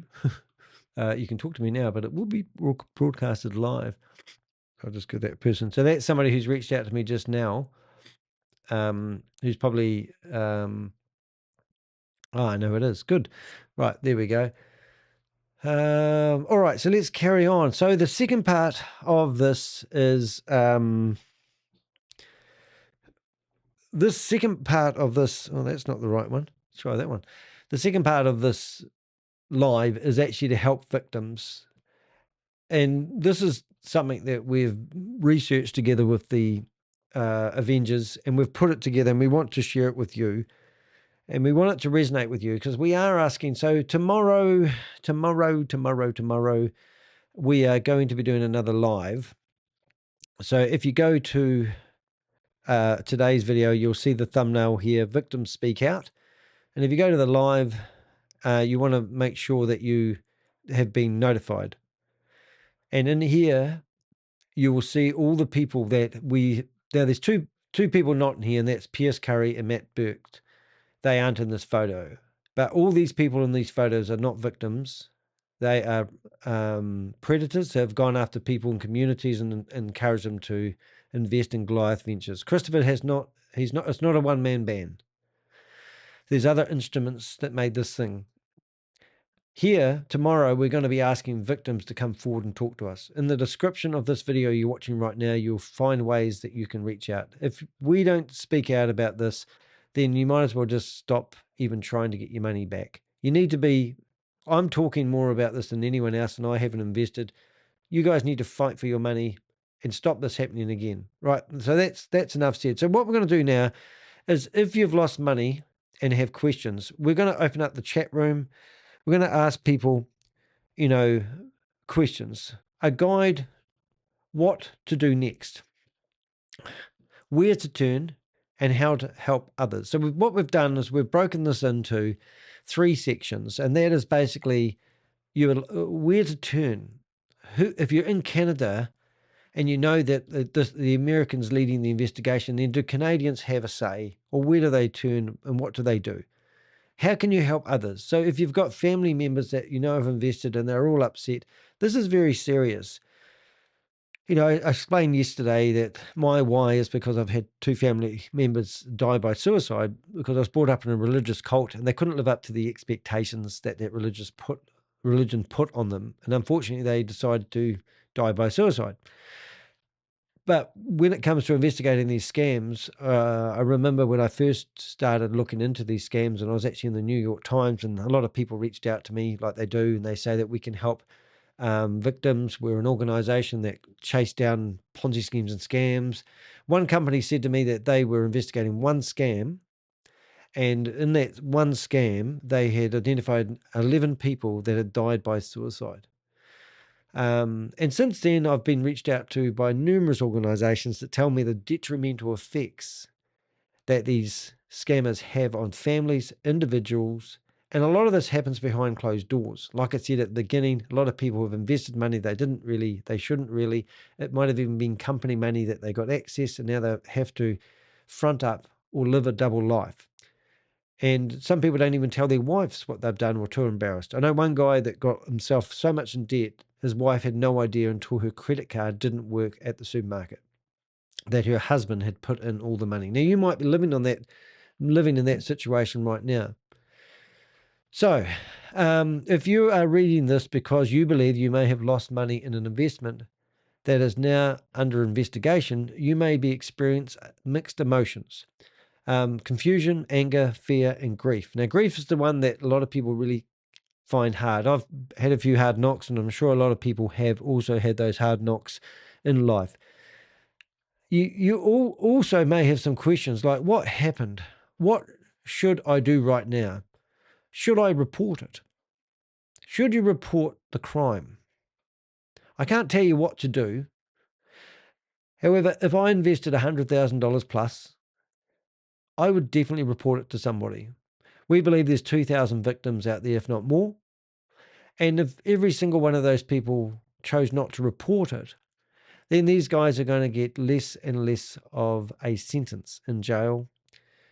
The chances of the liquidators, the receivers, trying to distribute the money is going to be a little bit hard. Now, what are you going to do if you decided not to report it, and then you realize that Christopher, which he has, 3 or 4 weeks ago, decided to start helping with the investigation?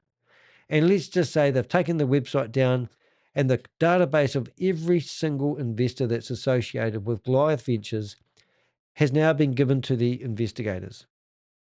We've got about 170 people on file that we believe are either promoting it or have invested in it, and we call them persons of interest. So here you are.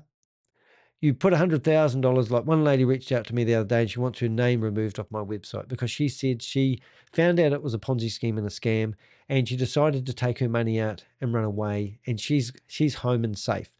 So I said, oh, well, can you tell me the date that you invested the money? And can you tell me whether you received any dividends? And can you tell me whether you were flush? Or did you just take out your principal and leave the rest on the table? She didn't want to talk to me after that. So imagine that lady is now going to get a knock on the door, and we've got her name, and the investigators have got our database, and they match it and go, oh, Danny's corresponded with that person, and they haven't done anything about it because they were hoping not to get caught. And they've got a contract from Goliath Ventures, but now it's all over the media that it's a scam.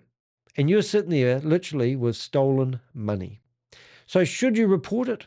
Well, I would have to say, in my opinion, yes. Can I recover my money? That's a serious question. Well, there does seem like there is some money on the table.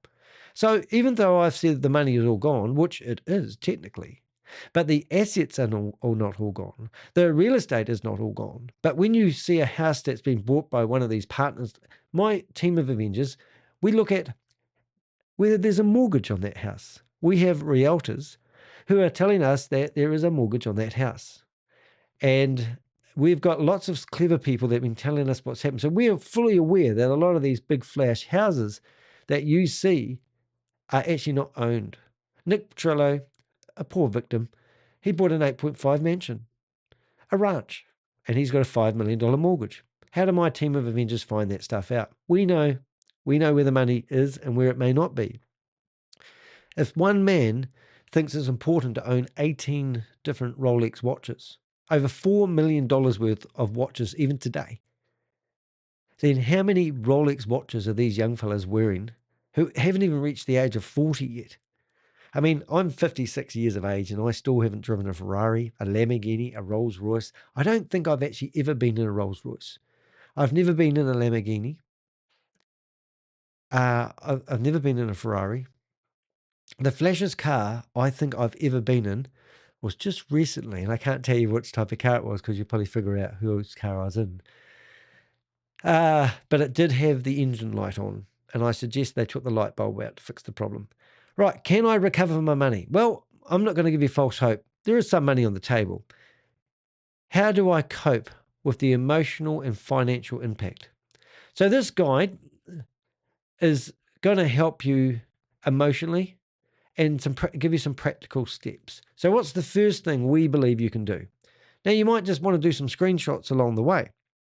I'm making sure, and thank you for all the comments in the chat room. If you can, make sure that you do hit the thumbs up. It does actually tell Google, or whatever that thing is called, YouTube, that you like my videos, and it does actually help. And even, would you believe, hitting the love heart button tells you that you like what I'm saying, and that sends out signals to YouTube as well.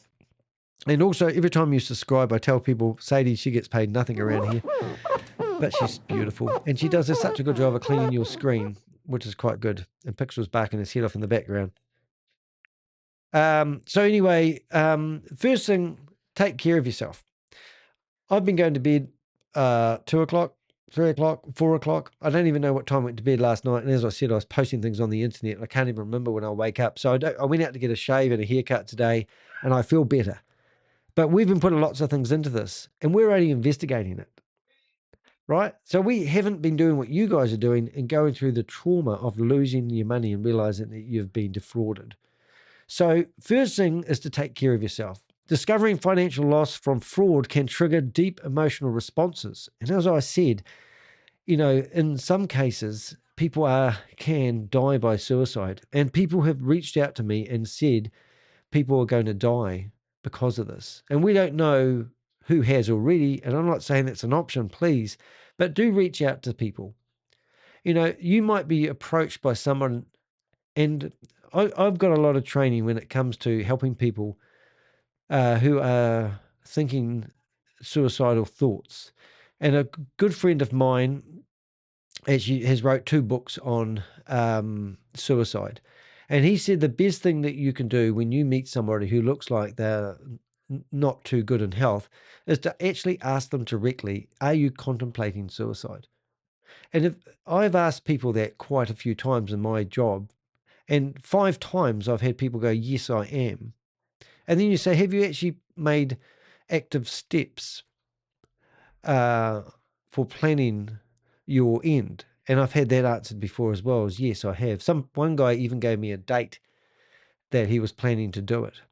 And I said, well, I can't experience what you are going through right now.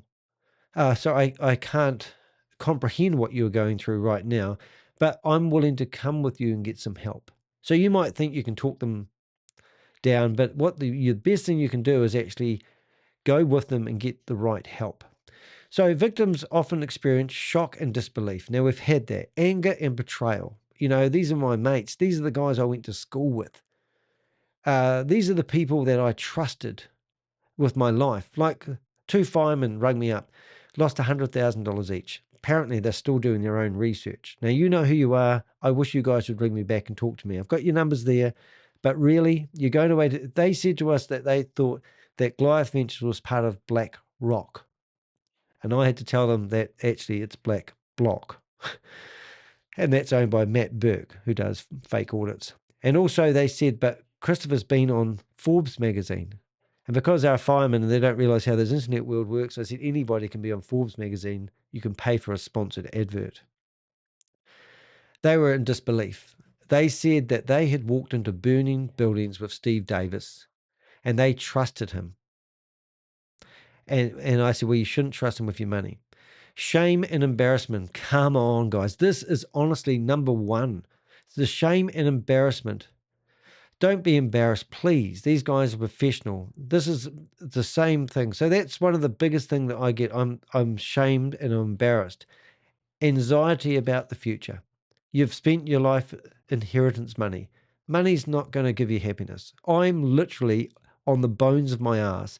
I'm financially going backwards fighting Goliath Ventures. It is Danny and Goliath, I tell you.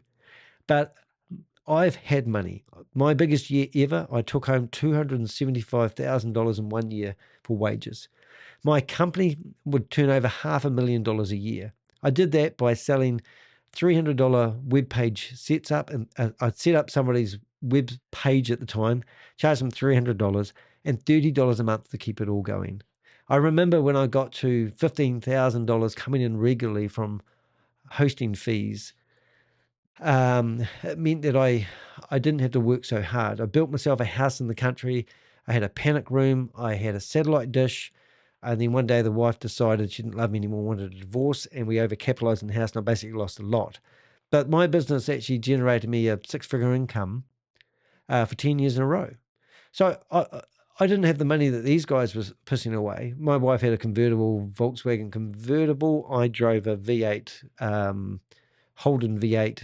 I've had three V8s. I've owned three Santa Fe Elites. I've owned two Suzuki Swifts. I drive one now.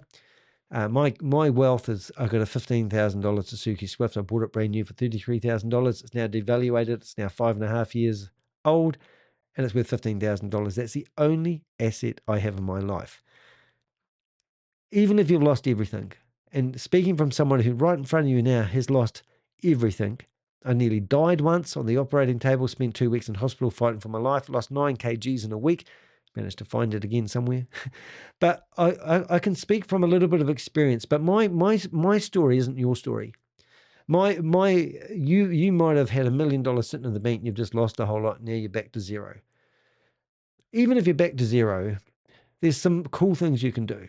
Last night, I'm in a running club. I got on my scooter and I went to my running club and I ran around Hagley Park. I only ran 6:16 average. I used to run when I was younger, 5:23 average. So I'm a minute off my time when I was 39. I'm now 56. I run around the park and I go, I hate this running. I hate this running. But I go back and I have a beer with my friends. We talk. They ask me what I've been doing. I said, well, I've been to America. And I have friends and I have relationships. Now, you can lose all your money, but don't lose all your friends and family. Find your best friendships and form those relationships.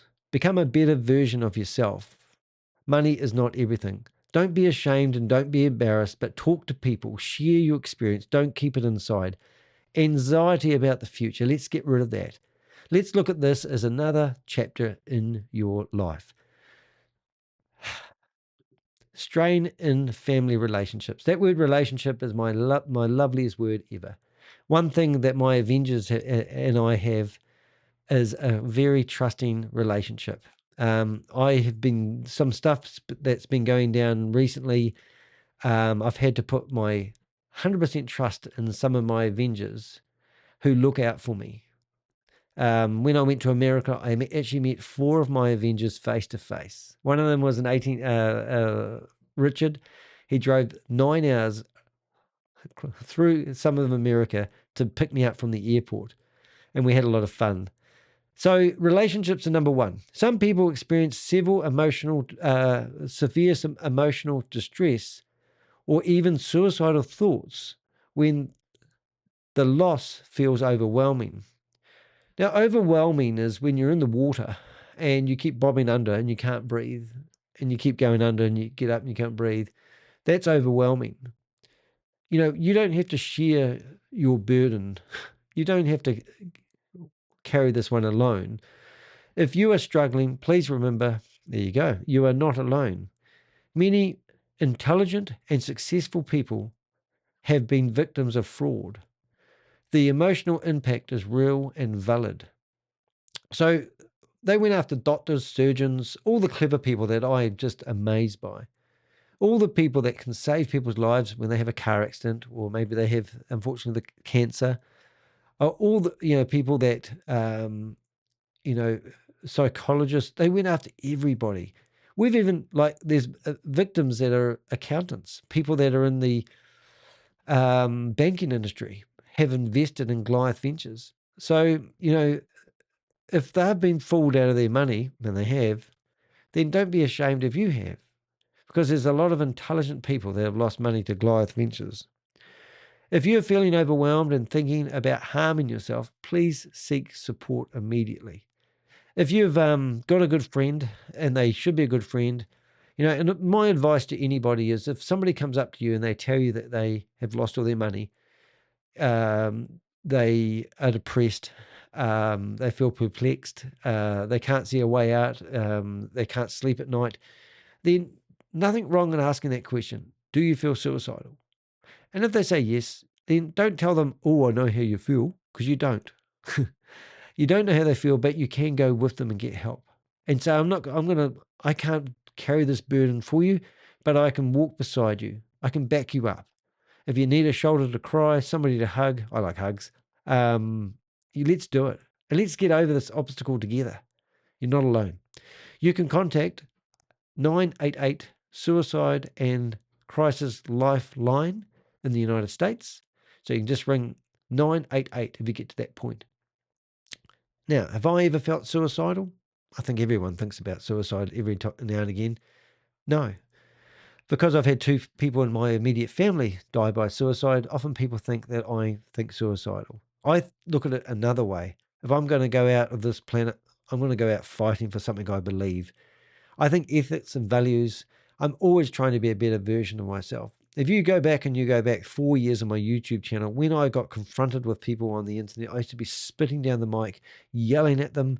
And now when I spoke to Steve Davis the other day, I'm more articulated with my words. I've become a better version of myself. And you can learn from this. It's a bitter taste. Now let's say it is a bitter taste, and then you drink some other Kool-Aid and it's a nicer taste. You need the bitter taste to appreciate the nicer taste. Money is not the love of money is, they say the love of money is the root of all evilness. Money isn't evil, but money is not going to buy you happiness. A lot of these assets that these people buy, seriously, they really are veneer lifestyles. The Instagram lifestyle, you've all seen it.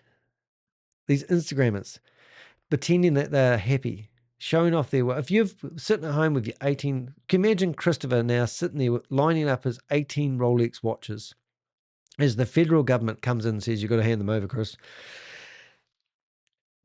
Who's he going to share those 18 watches with? The love of his life. Remember Valentine's Day on the 14th of February? We showed you those beautiful flowers he bought, Tay, right? He's got no one to share that with. He's going to be in jail thinking, I had 18 Rolex watches once that I stole from the community. I used to have a Ferrari. I used to have 2 Rolls Royces. I used to have a Bentley. You know, who's he going to share this with? So friendships don't rely on wealth. If you are sitting there with people that have to show off, you know, when you go out and you meet somebody, I used to go to business events and a lot of people used to come up to me and just talk about them all the time. I did a Dale Carnegie course and they told me to actually ask questions to draw that person out. After an event, especially when I was in my business networking and everyone wanted to talk to me, I used to go there and say nothing. I used to just go there and ask questions and people used to tell me their thing. And very few people would actually ask me questions. I used to come home exhausted. But this is a great way of show an interest in other people. Have a listening ear. The businessmen I like are the ones that listen. And they find those details, those gems.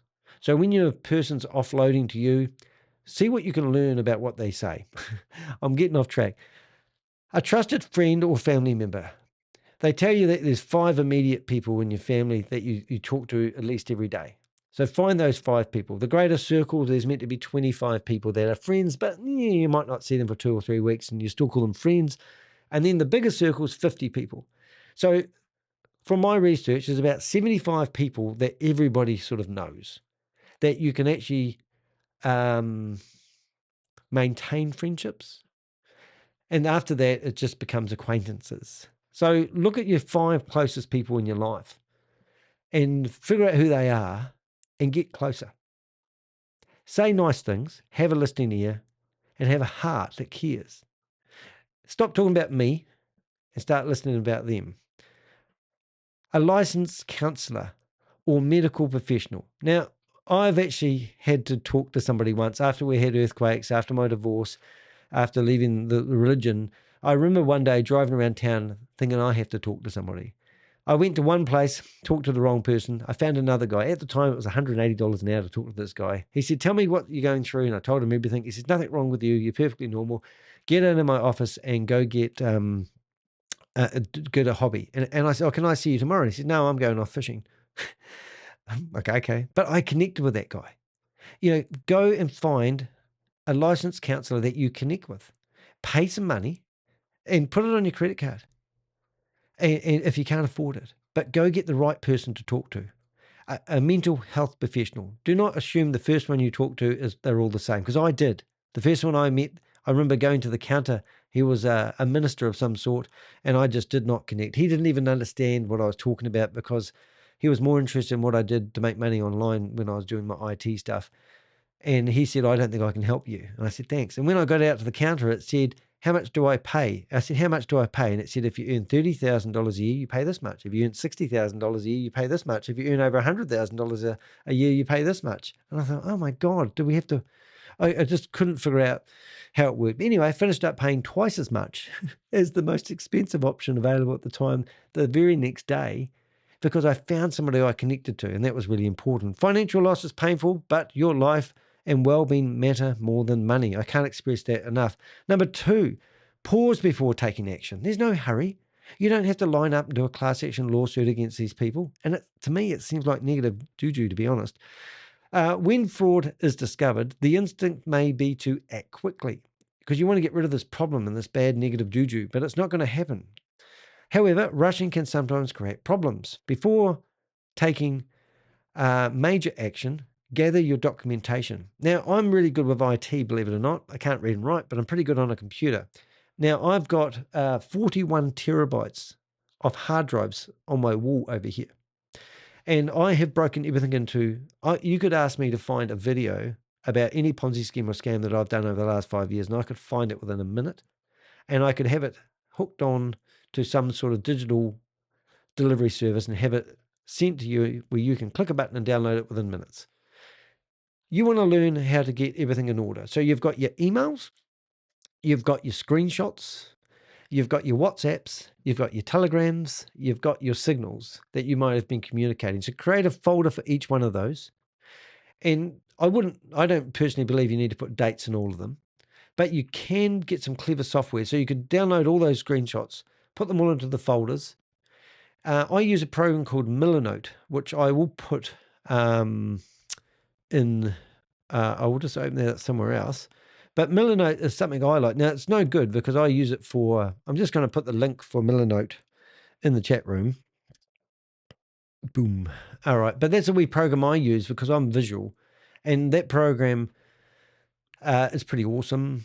And it makes, you can basically build, you know how you go into maybe an office and you can see the big wall and all the strings all tied together. It's great for people with dyslexia. So I like using that, but it helps me put the same structure on my hard drive when I create all the wee folders. And then what you can do at the end of the day is you can zip all those folders up and send one zip through to the investigators, for example. So gather your documents, put them in a real, organize your information, avoid confrontations or public accusations. Like, so if you're out at a restaurant, I know that Christopher was out at the Vines restaurant and we believe he had an argument with Punit Shaw and it got vocal. I mean, okay, Punit Shaw is not a victim. He's one of the partners who's now realizing he can't afford his mortgages probably. He brought 500 people into Goliath Ventures, just to rub that in a bit more. But avoid public accusations and confrontations. Avoid paying anyone who promises to recover your funds. Now, I can't stress that one enough. There's videos out there now. If you do a search for Goliath Ventures, there's all these crypto recovery companies. This is not a crypto company. There's no big pile of crypto. This was a straight Ponzi scheme. Yes, some people did hit the blockchain, but there's no money to be recovered off crypto. It doesn't work, and there's no such thing as crypto recovery. That's just a scam getting scammed twice. So if you've started to go down that route and you're talking to somebody who sounds really convincing and they're building trust with you, stop, and come and reach out to me. I'll prove to you that that is a scam. Take time to understand the situation and your options. Document the story. Now, that's a really, really, really good one. Now, I've got one hell of a story because I've been doing this since September the 1st. I even document the storyline. Timelines are a great thing. Start a journal. Start a journal from now. Just do notes on anything that happens. Even give it a code, like 0018114. And then anytime you need to hashtag that, you can search for it and find that reference, whatever it is. Include how, when you start the journal or writing down your experience, how you first learned about the investment? That's really cool. How did I first hear about it? People often say, why did I start investing in Goliath Ventures? I got an email like I do every day. Somebody said, have you looked into Goliath Ventures? I said, no, what do you know? They wrote back, they gave me a contract. I had a look at the contract. I put the contract into ChatGPT, which I wish all of you would have done. And it came back and said, whoa, look at all the red flags. There was a breeze coming off the screen at the time. So we want to know, and you can know, how did you first hear about the investment? Now, I know 90% of people are going to say for a friend. And that's how these Ponzi schemes grow. That's why a lot of people don't want to go after the partners, because they're friends of the family. And I've known the guy since I was a little toddler. Well, unfortunately, he had blindness. He had willing blindness. They shouldn't have done it. And okay, now I'm a victim. It's just not going to cut the mustard. So how did you first learn about the investment? Who introduced you to it? Meetings, calls, or presentations you attended.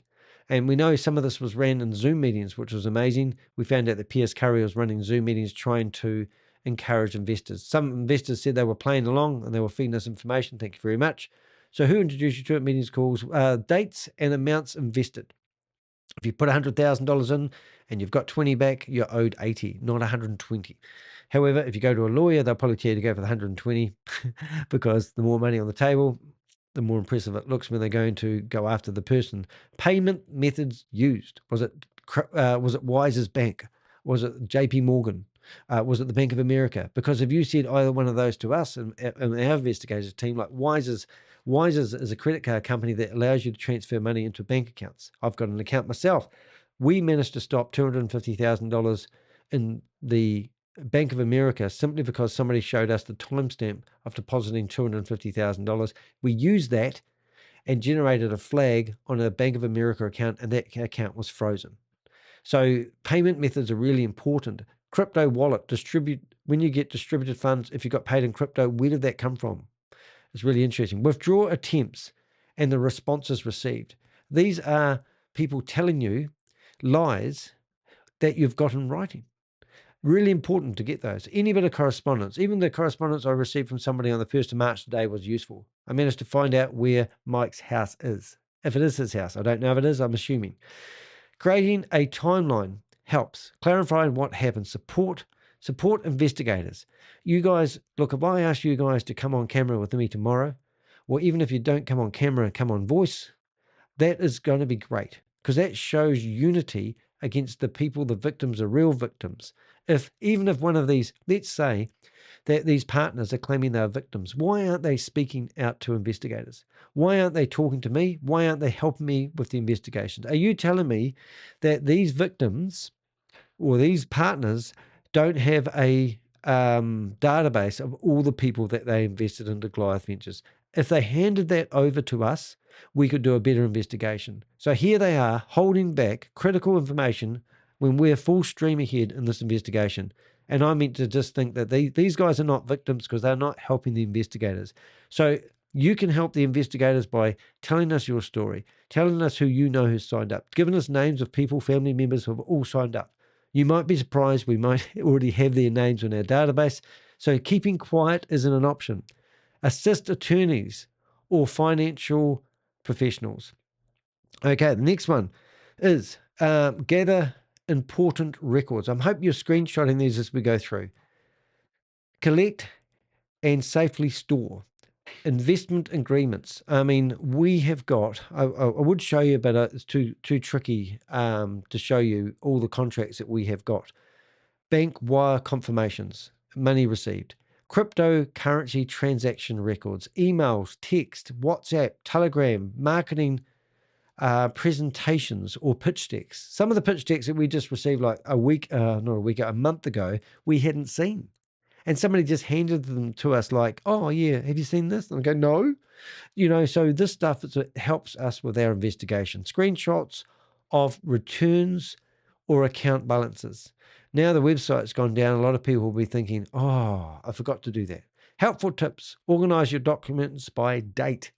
If you can, on the file name, you can right click on it and go rename. What I normally do is I record everything and I usually put the date at the very start. And it could even be as good as the 9th Tuesday, September 2025. I actually joined them all with hyphens, just for saying, because they save better when you're online. Organised by date. Save screenshots before the messages disappear. Now, if I'm on WhatsApp and I'm a clever boy and I don't want to talk to anybody, I can actually delete all the messages.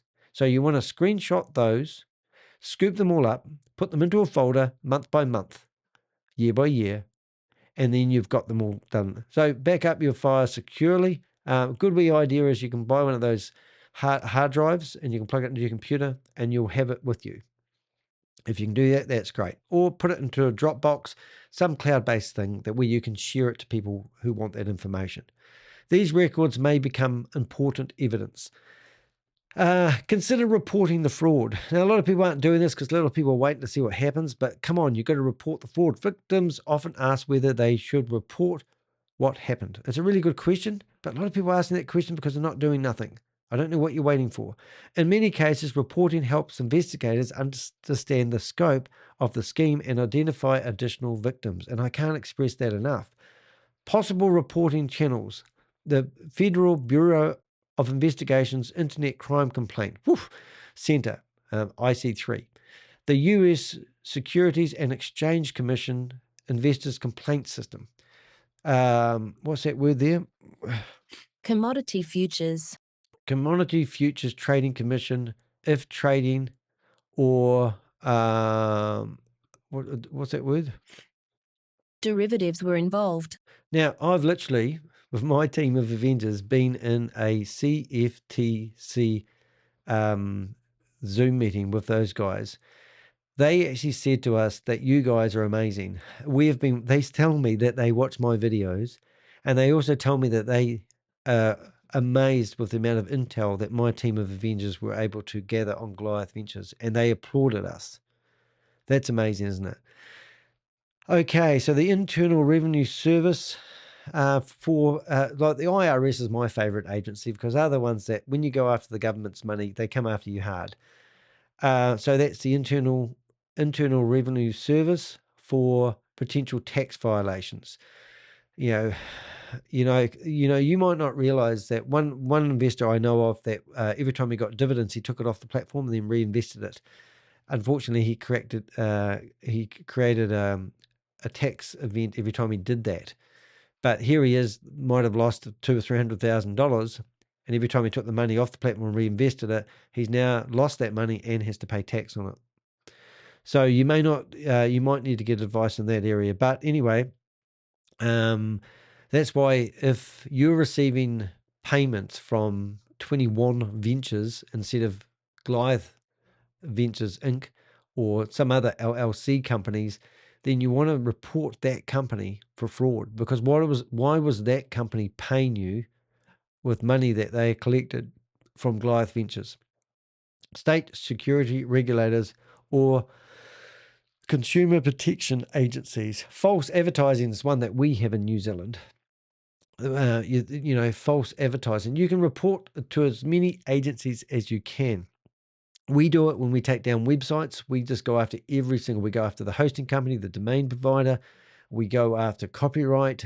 We go after YouTubes. We go after everything you can. And that's why you won't find me on Facebook. You won't find me on Instagram. You won't find me on TikTok. You won't find me on Reddit, because these scumbags actually come after us and do the same back to us. But that's what we do all the time. We report every single thing they do. So we wrote to Salesforce numerous times telling them that Goliath Ventures is using their platform to commit fraud, and they gave us deaf ears. We wrote to about 9 different email addresses in Salesforce, but they continue to use it.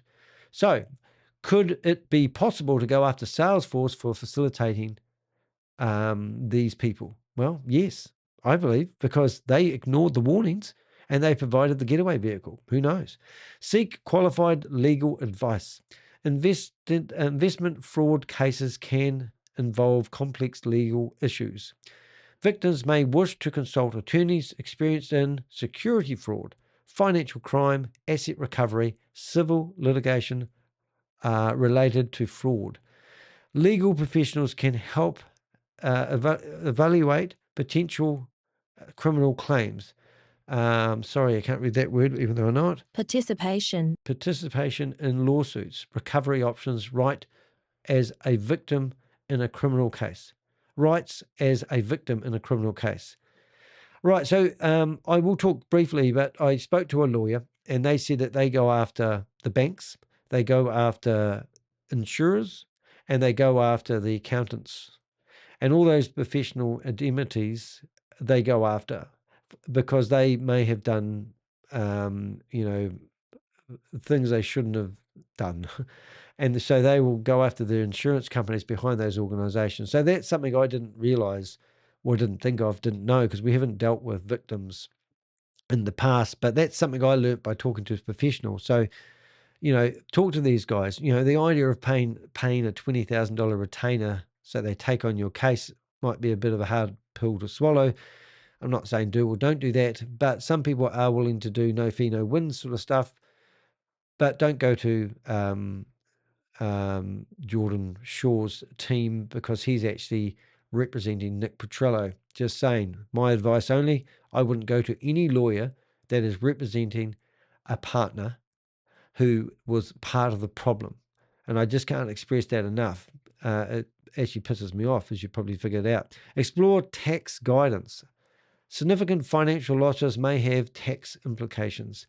As a qualified CPA or tax attorney may be able to help you with documenting the losses. You may actually be able to not pay tax for a long time. Who knows?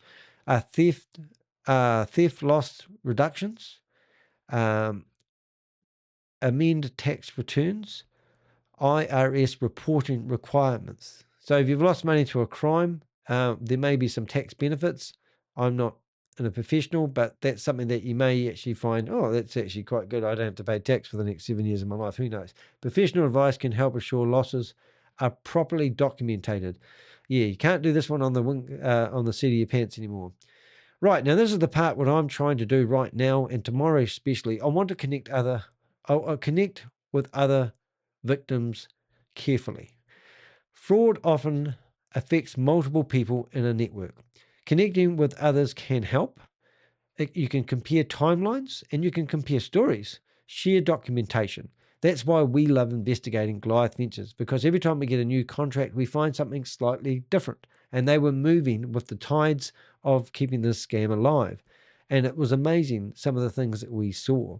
And also when we got old contracts and we found out they were using JP Morgan bank accounts, then they were told people at one stage that they had to find a new bank because the bank they were currently using couldn't keep up with the growth of Goliath Ventures. And we're going, you're telling people that and they're swallowing that, which is basically meaning the accounts were frozen. And as I said yesterday, and I'll say it again today, 3 months before this, the criminal charges were laid against Christopher and Goliath Ventures, we know that they had subpoenaed the bank records from those accounts. So the Homeland Security and the IRS had actually already subpoenaed the bank records from Christopher, and they had access. So Christopher obviously has been helping for weeks in this investigation before he was charged. You may not have known that. Now, if that's the case, why are people still sitting on the fence thinking Christopher might not be a naughty boy when Christopher is already helping with the investigation? And remember, way back in the first, I think it was the 2nd or the 3rd of September, we reached out to Christopher directly and we said, we have concerns that you're not doing what you're claiming you're doing on your website to generate the 3 to 8% returns that you are paying investors. And he didn't answer us then. So from that day forward, he just thought that we were nobodies. Now look at us.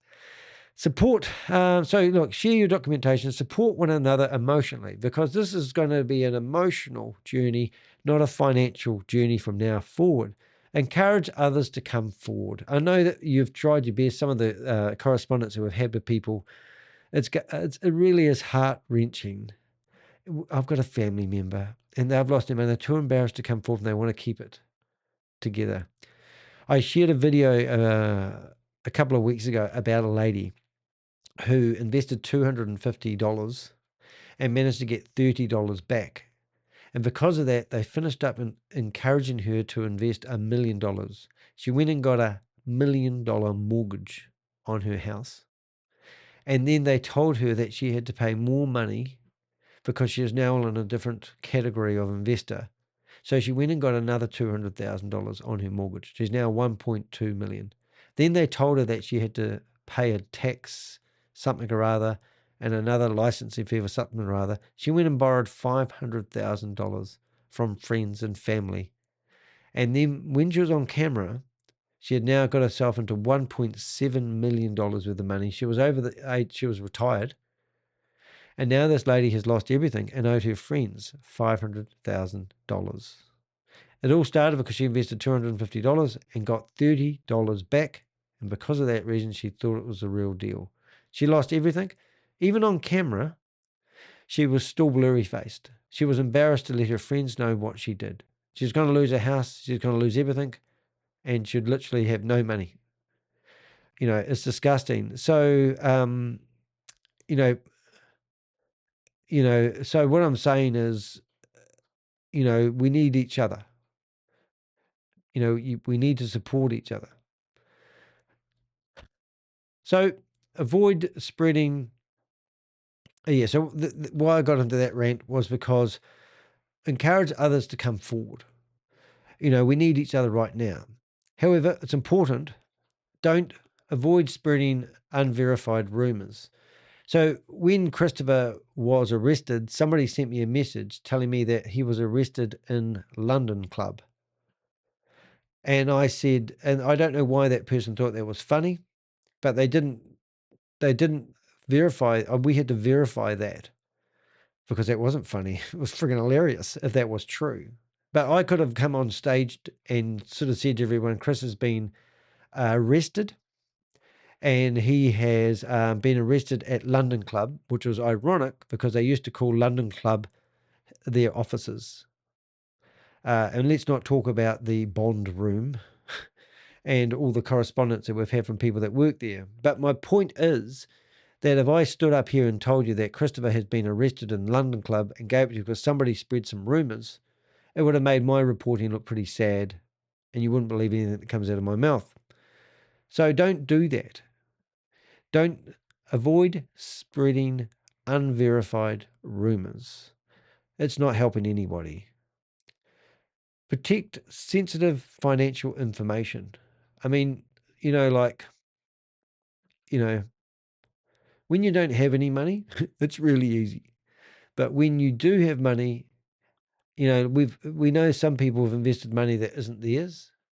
We've heard of stories where people haven't been doing proper things with their staff's money, and there's a lot of things in this investigation that we can't even talk about yet, which is absolutely gut-wrenching. It hurts your stomach. What people have done to invest in Goliath Ventures is going to blow you away when it really comes out. And some of it we are unfortunately privy to. Focus on facts and documentation rather than speculation. People ring me up and they go, oh, they'll be able to recover the money. And my hand on my heart, I can't say that. But yeah, it does make sense that there is going to be some recovery. I mean, if they recover a third of the money, I think that's a success. And if we've got 2,000 people that have invested in Goliath Ventures and they all are transparent with their investment, and we get a third of the money back from spending hours and hours and hours, that's great. You know what's going to slow that down? People not coming forward with information. It's time to be transparent. It's time to share your story. It's time to share your story to the world. I've got 3 international media organizations wanting to speak to victims. And I'm talking the big boys. They've reached out to me. I'm not going to tell you who they are, but they are looking for people who want to share their story. It doesn't mean you're going to be named and shamed. It means you're going to be a friggin' hero. I will stand beside you if necessary.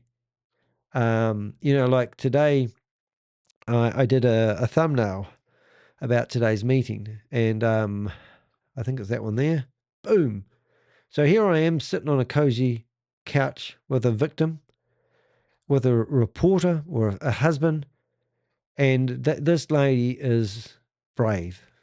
She's telling her story on camera to the world, and it helps educate other people. Oh, I don't want to do that, but I want my money back. Well, You need to do that if you want your money back. Everyone I talk to would be saying, if I lost $100,000 or $1 million, I'd be squawking like a canary. Support networks can be helpful when approached thoughtfully. Number 9, there's 11 of these. I think there's 12 of these in total. What to say and what not to say. Now, you stupid idiot is not the words that people want to hear. It is not the right words, and it's not true. Many victims want to speak with friends, family, and investors or investigators. What you say can matter, especially while legal proceedings are going. Helpful things to say.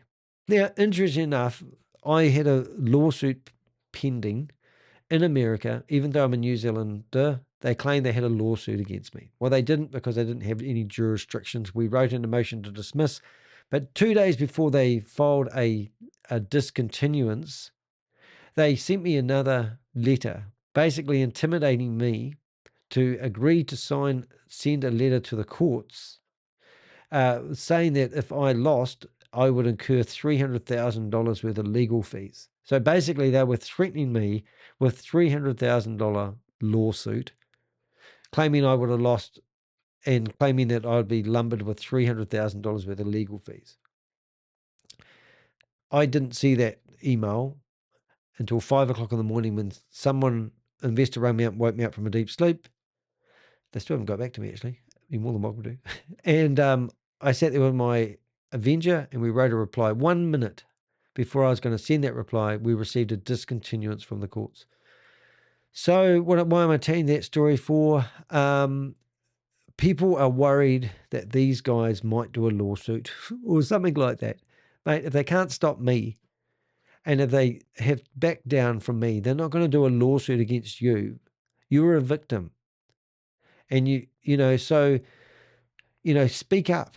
Don't, helpful things to say. Focus on the facts and the documentation. You don't have to get too complicated. It's not too, you just invested some money in a high risk investment, being told it was insurance. So it's not rocket science. And you trusted the person that encouraged you to get involved in it. Examples include, here is the timeline of my investment. These are the communications and the documents I received. These were the representations made to me when I invested. This was what happened when I attempted to withdraw funds. I am sharing my experience so investors can understand what occurred. Sticking to verifiable facts helps create clarity. So that's what people will ask you. If you want to share your story to an investor, they just want to know the basics. They don't want you to pour your whole heart out. They don't want you to tell you, that you feel you're silly, embarrassed. You can just do the hardcore facts. Be thoughtful when discussing losses. It can help to be honest. It can help to be honest but measured. You might say, I'm still processing what happened. Now, isn't that a nice way of saying it? People want to know how you really feel. Like, people often say to me, why do you do what you do? And I find it easier actually saying, I don't know why I do what I do. And that's because that's the honest truth of it. So if somebody says, how do you feel about it? Do you feel silly? They might make all these assumptions. You could just come back and say, well, I'm still trying to process what's actually happened, to be honest. This has been financially and emotionally difficult. I mean, let's not talk about the elephant in the room. This is devastating stuff. So why not tell people it's devastating stuff? I'm gathering information and cooperating with investigators. That's great.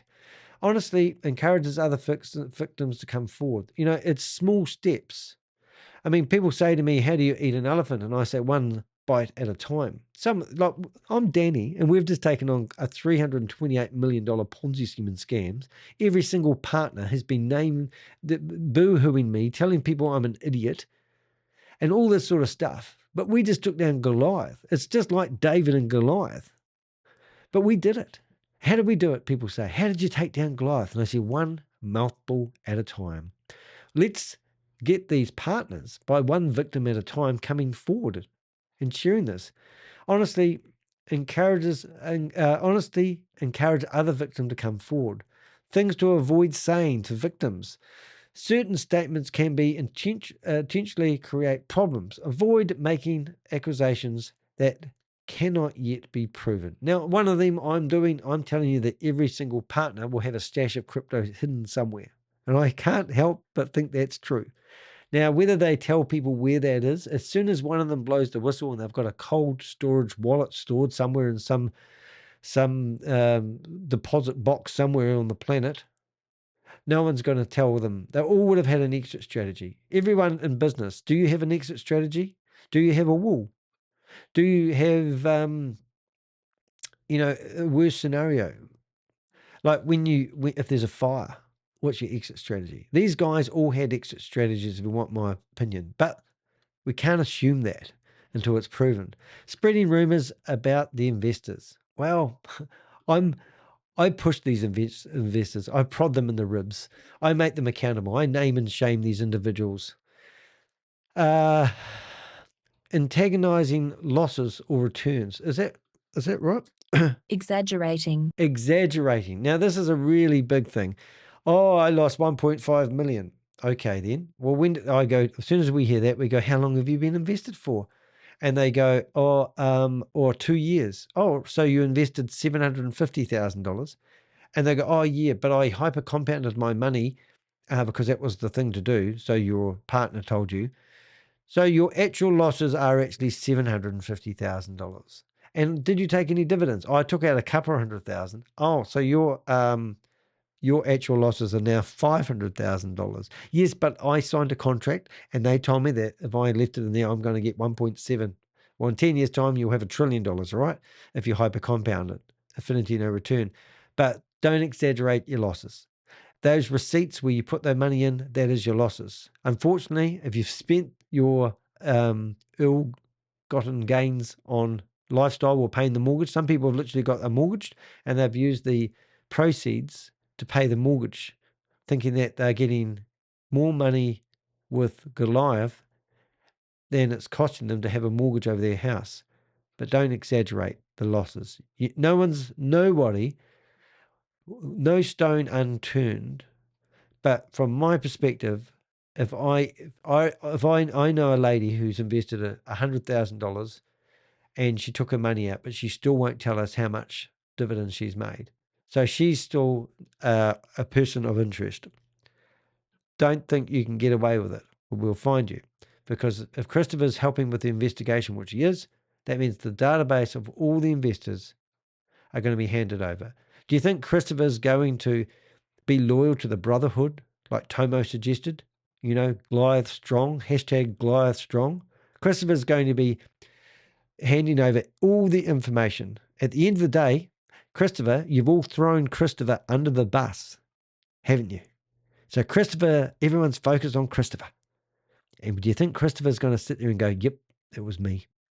The 18 other people that I help collect all the money, promote me, talk about me, endorse me, give me testimonials, I'm not going to talk about them. I'm not going to talk about them because they're my brothers and I don't want to bullshit. Christopher will be there with his soap on a rope and he will literally be saving his own ass. He's already started doing it. Remember, 3 months ago, they got a court order to hand over the books for Goliath Ventures. 3 months ago, Christopher knew this was going down. Christopher has already been working with the investigators and he voluntarily handed himself in. And he's now on an ankle bracelet sitting in the back porch of his $8.5 million house. And Chris, hi. It's so nice to see you here. Alrighty, so engaging, exaggerating losses or returns, publicly speculating about criminal charges, sharing confidential documents without legal guidance, investigating depends on accurate information, not speculation. Avoid blaming yourself. Well, unfortunately, you're just part of the cog in this engine, aren't you? You're just a spark plug in the engine of things. Collectively, some people are really finding it hard, come to terms with what they've lost. And one individual I'm going to talk about is that they've lost over $500,000. And I go, this is a $328 million loss. You're not the only victim. You're not Goliath Ventures target. You're just one of many people. So, you're just one of many. Fraud victims often say things like, I should have known better. Oh my God, if I had $1 for every time I've heard that phrase, I'd be a wealthy man. This was my fault. Well, I'm sorry, but I'm getting tired of hearing that. It's everybody's fault. The system's fault. The fact is that you can take your money out of your bank account and hand it to another person's bank account without some form of guarantee where you can claw back your money. I mean, is it the bank's fault? Is it crypto's fault? Is it Instagram's fault? Is it Chris's friend's fault? Is it your friend's fault? Or is it this is my fault? Whose fault is it? Who cares whose fault it is?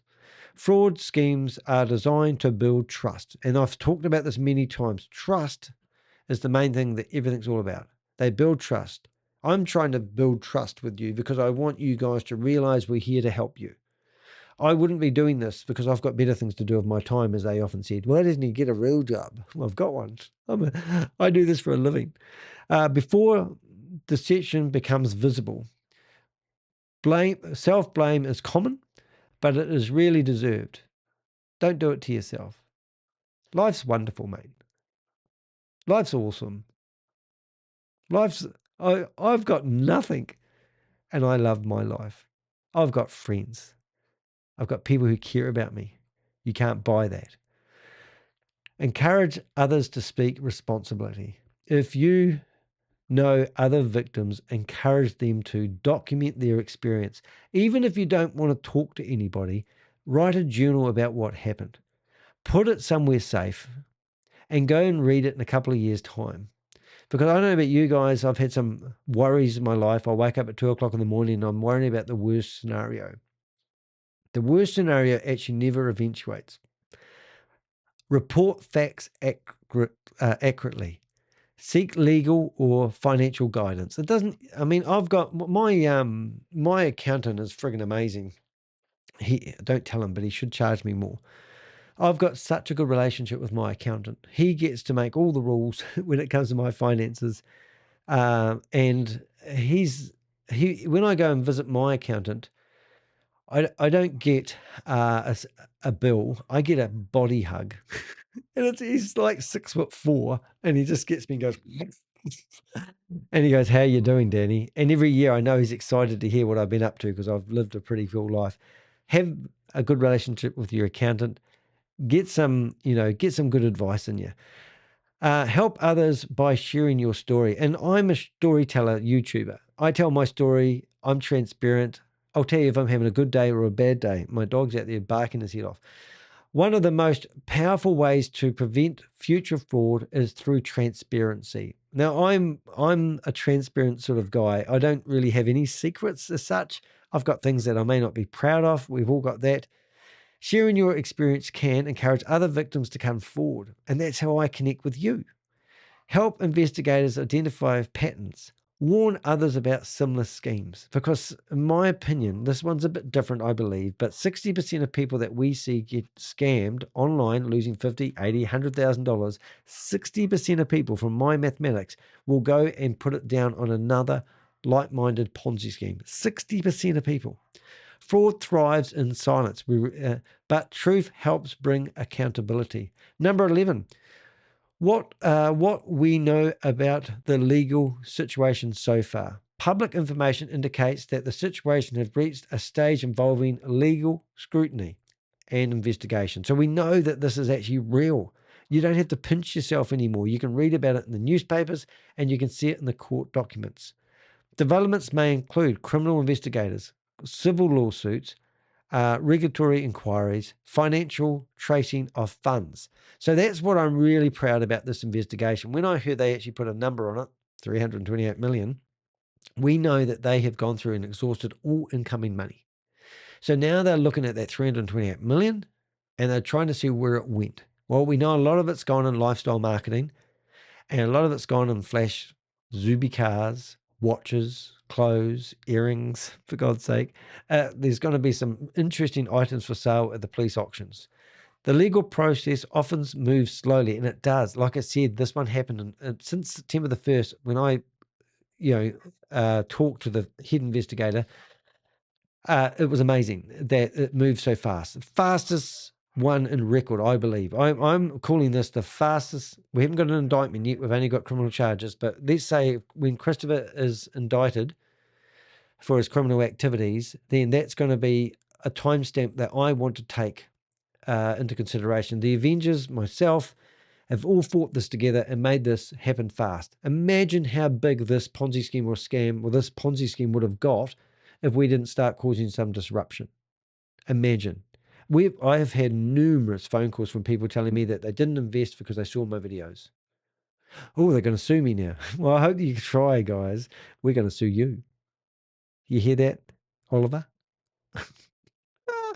Oliver, you're going to be disbarred, mate. Anyway, he'll be watching this. That's the lawyers that come after me. Disgusting what they did to me. Even though they didn't have a lawsuit, they still did dirty, dirty stuff. And that's all going to come out. We have all the correspondence. We have videos. We have all sorts of things that are going to make Oliver's life hell. It's not a threat, it's a promise. Legal processes often move slowly and may take time for investigators and courts to determine the full scope of the situation. Things are moving along quite nicely, which I'm really happy about. Victims may receive updates through official channels such as law enforcement notices or court filings. And number 12, this is the last one, moving forward, which you will all not be ready to do. I'm not ready to back down yet. I believe that this investigation has just started. Yeah, I believe that we have just started. Isn't that incredible? So the guy that started this investigation, I'm going to take that. I'm in Wikipedia. When you search for Goliath Ventures in Wikipedia, I'm the guy. But I'm telling you that we're just starting.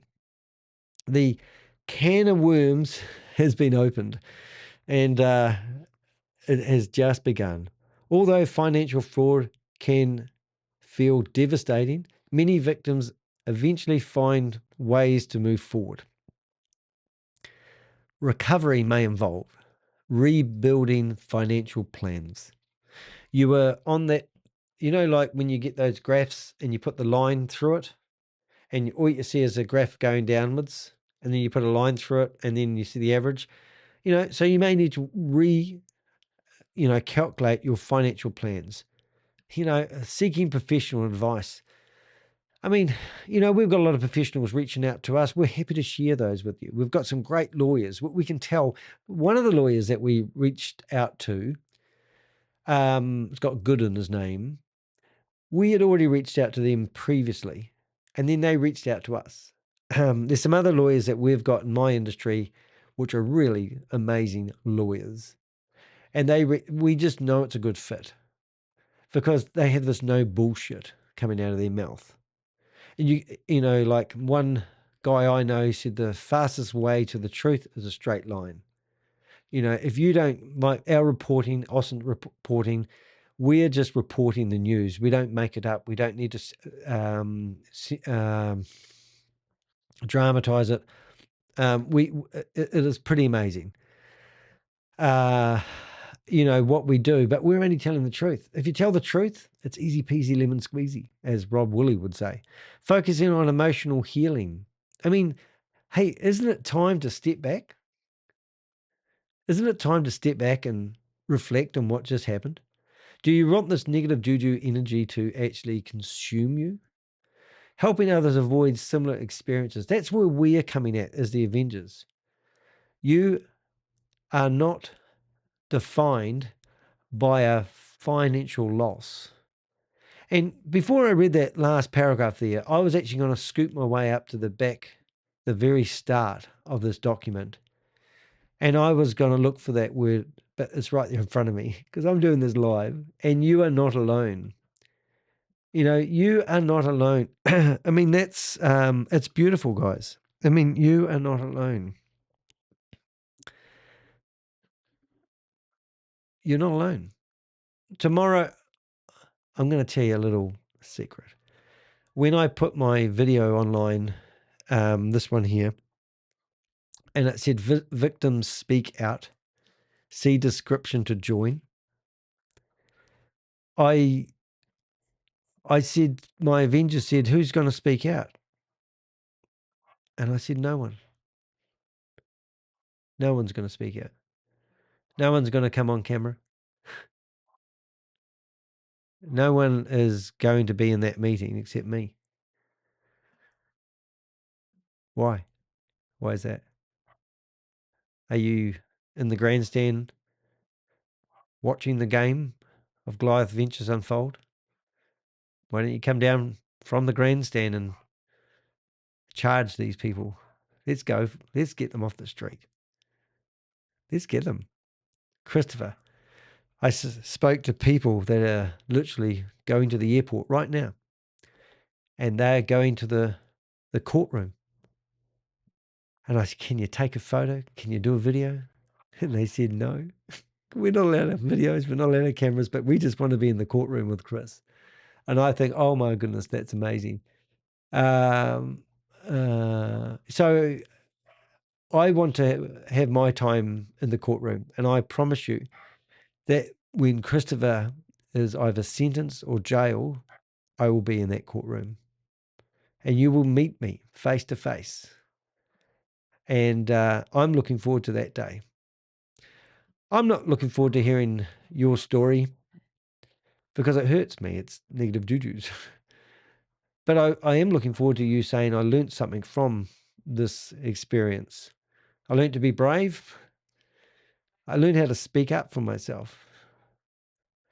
I learned how to listen to other people that are maybe going through similar experiences. I learned how to process what just happened to me.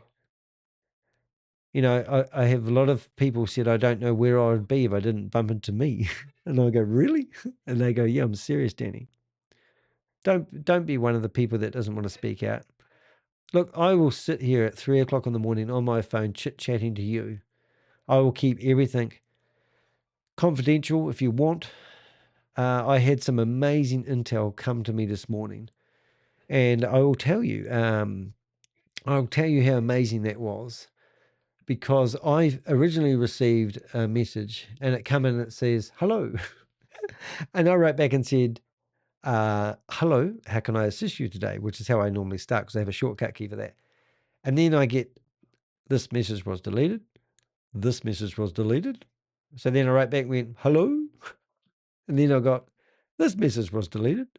And then 2 minutes later, this message was deleted. 2 minutes later, this message was deleted. 2 minutes later, this message was deleted. And I didn't get to see these messages. So then I wrote back and went, hello. And then it says, and then I started again, how can I assist you today? And then I have to get clever, you see. I said everything I speak about, I keep in confidence. So then I sent a photo of Christopher. And I didn't even know if this was a Goliath Ventures one, but I just assumed. I said, everything I do, I keep confident. And then I sent a picture of Christopher sitting at the back of his 8.5, well, not his, but somebody's $8.5 million mansion. And then I said, oh, if you prefer to speak to me, you can talk to me on Signal. And then they've come back and they've started a wee conversation. They go, who's this? I said, it's Christopher outside his mansion.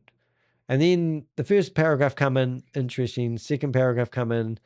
And I've built a relationship enough for the person to trust me to talk to me. I'm now up to quite a few messages, but that happens every day. I'm not going to blow that person up and who they are. You know, they tell me some very personal stuff, some really cool intel that I can use to do a better investigation. Help us investigate Goliath Ventures. It's a corporate company that had a team of people that were trained how to fool you out of your money.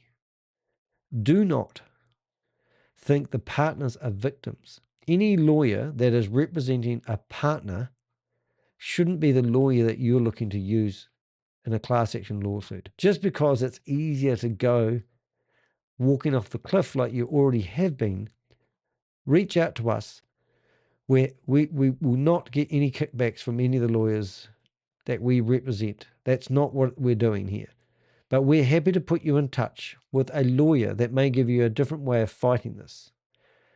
The same lawyer is not going to represent any partner. And I promise you, I'm happy to prove it. He will swear, I'll put it in an affidavit, that we will never profit from a lawyer who we'd recommend. It's not about the money. It's about our relationship. It's about building trust with you. And hopefully we'll get to break bread one day when I'm in Orlando or Canada visiting people.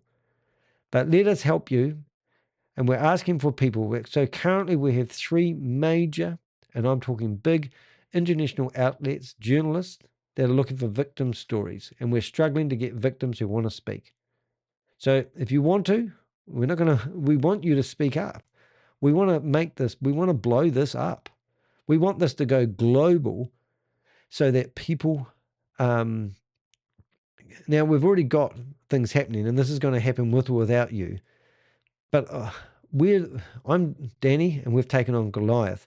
We've won so far. We've stopped Goliath. He's down on the ground. He's out for the count. He's about to get indicted by the US government. Right? So let's finish the bastard off. I need your help. I'm not going to ask for anything. My why is your why. Why let this guy away with it? It's been awesome having you in my life.